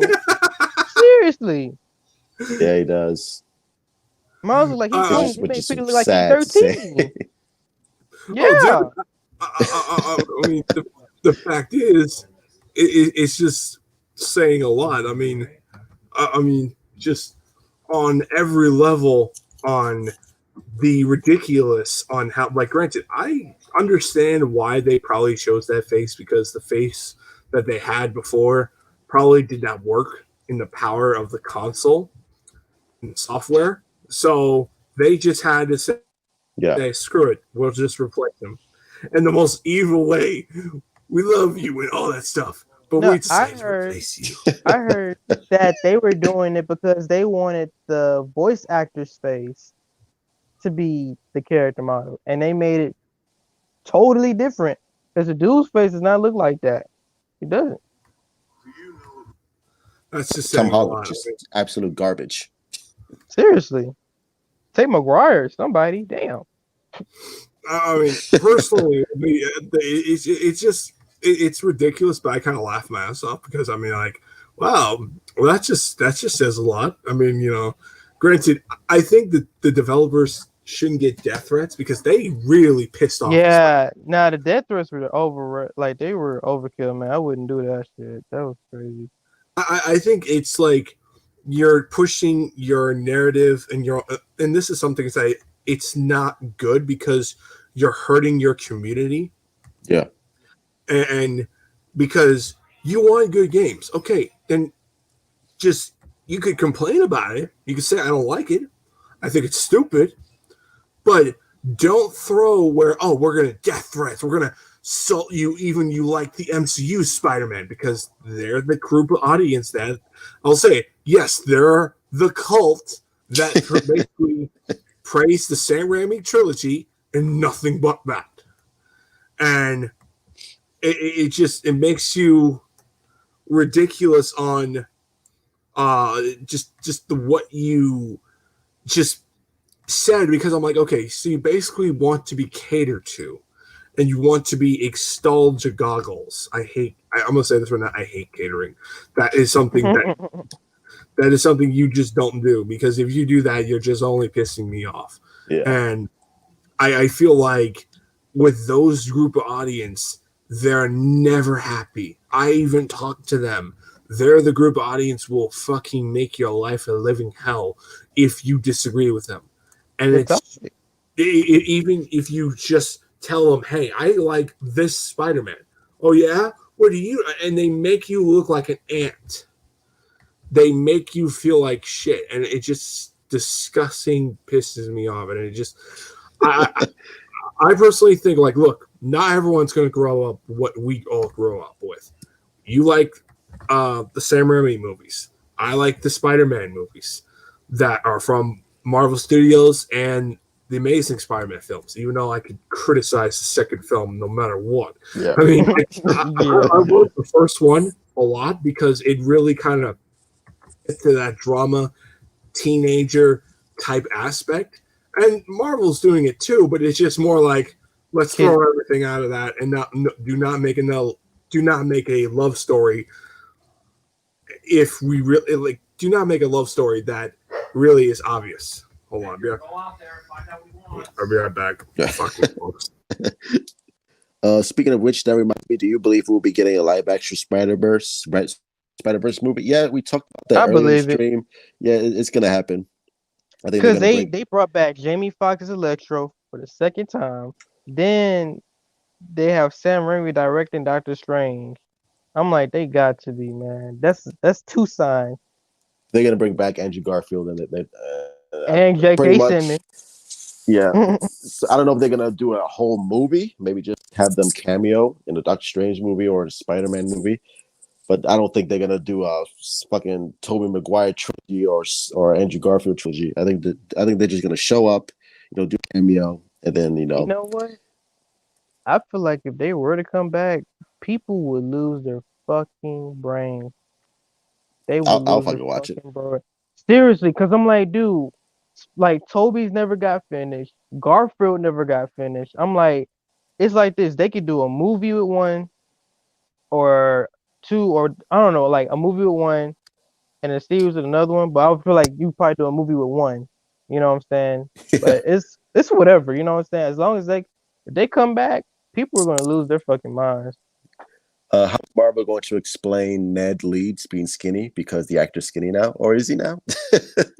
Well, I mean, shit. I mean, you can just be working out and shit. Be like, oh, I just worked out, exercise, blah blah blah. Yeah, you could just say that the character lost weight, and I don't think the movies are gonna make a big deal out of it. Just like Yeah, the character lost weight. I watched movies before, and they've like said, oh, hey, you lost someone. Like, yeah, I just been eating less and working out more. Oh, that's what they always do. I maintain the action Spider-Verse movie seems like a bad idea. Well, again, it depends on how they handle it. If it's handled well, Yeah, just don't let them see you do it. yeah, I don't think again. Just It's not don't. gonna be like it's gonna be a Spider-Verse movie like the cartoon where every fucking Spider-Man you're gonna see is gonna.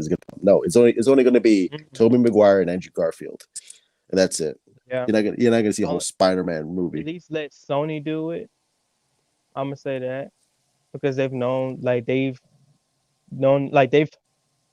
owned those characters, and you bring those two franchises together, then and if they do it right, then it would be well. It would do well. Tevye, oh god, here we go again. Tevye saying shit that really don't mean you don't really know shit about. Like, okay, guys, dude, I'll just say this: Tevye and I and a friend of mine have so many times we called him out on so many things. It's not funny, and I told him, dude, relax. He even say like I don't know about the Spider-Verse. Nah, and I'm like, I told him, like, dude, relax. It's gonna be great. And it was fucking by far one of the best films in that entire year. And he was doubting that film. And I'm like, dude, are you gonna keep on doubting Sony so much that you're just like, dude, how many times the people like us are gonna be saying to you, dude, chill the fuck out? No, I mean, it really is getting old saying that shit. Just chill out. You're gonna get a great movie. You're going to get a great stuff. Just trust on them. They know what they're doing. Marvel's on their hinge. Because, Kevin Feige's going to get that. Like, I'm the doc here, and I need to know what you're doing, Sony. And Sony's like, oh, well, we were doing this. And pretty much Kevin Feige's like, no, you're going to do it this way, not that way. So if I were you, Tevye, I would chill out, man. Unless it's like failing on Kevin Feige's department, then yeah, I would be concerned. But no, this thing is going to be in the bag. We're all good. No, whatever. It's gonna be handled well because again, I assume they're only gonna bring back Andrew Garfield and Tobey Maguire. It's not gonna be a whole fucking array of fucking actors playing Spider-Punk or fucking Spider-Man Noir or any of that shit. Granted, it would be funny if they did. If I could join you guys for discussion, I'm actually going to end it in a couple minutes because we've been going for 3 hours. So I'm not going to be next time, man. Next time. Yeah, next time, sure. I'll just hit me up on Twitter or Instagram, and I'll give you a link. What if Sony has an agreement with Marvel that Tobey Maguire and Andrew Garfield are going to show up in Doctor Strange and the Multiverse of Madness? I think there's a high probability that's going to happen. Yeah, because they did say one of them might pop up in like the end. I think Toby will show up. Have Toby do it. Have Toby do it. You got to do the first one and then introduce the second one later. Well, I mean, personally, with him, I think he's going to be more likely. But I mean, with the whole thing of the Spider-Verse and him directing the second Doctor Strange film, which I was really looking forward to what the original plans were. And now those original plans for Doctor Strange Multiverse of Madness now are scrapped because Kevin Feige and the director really had a conflict one another.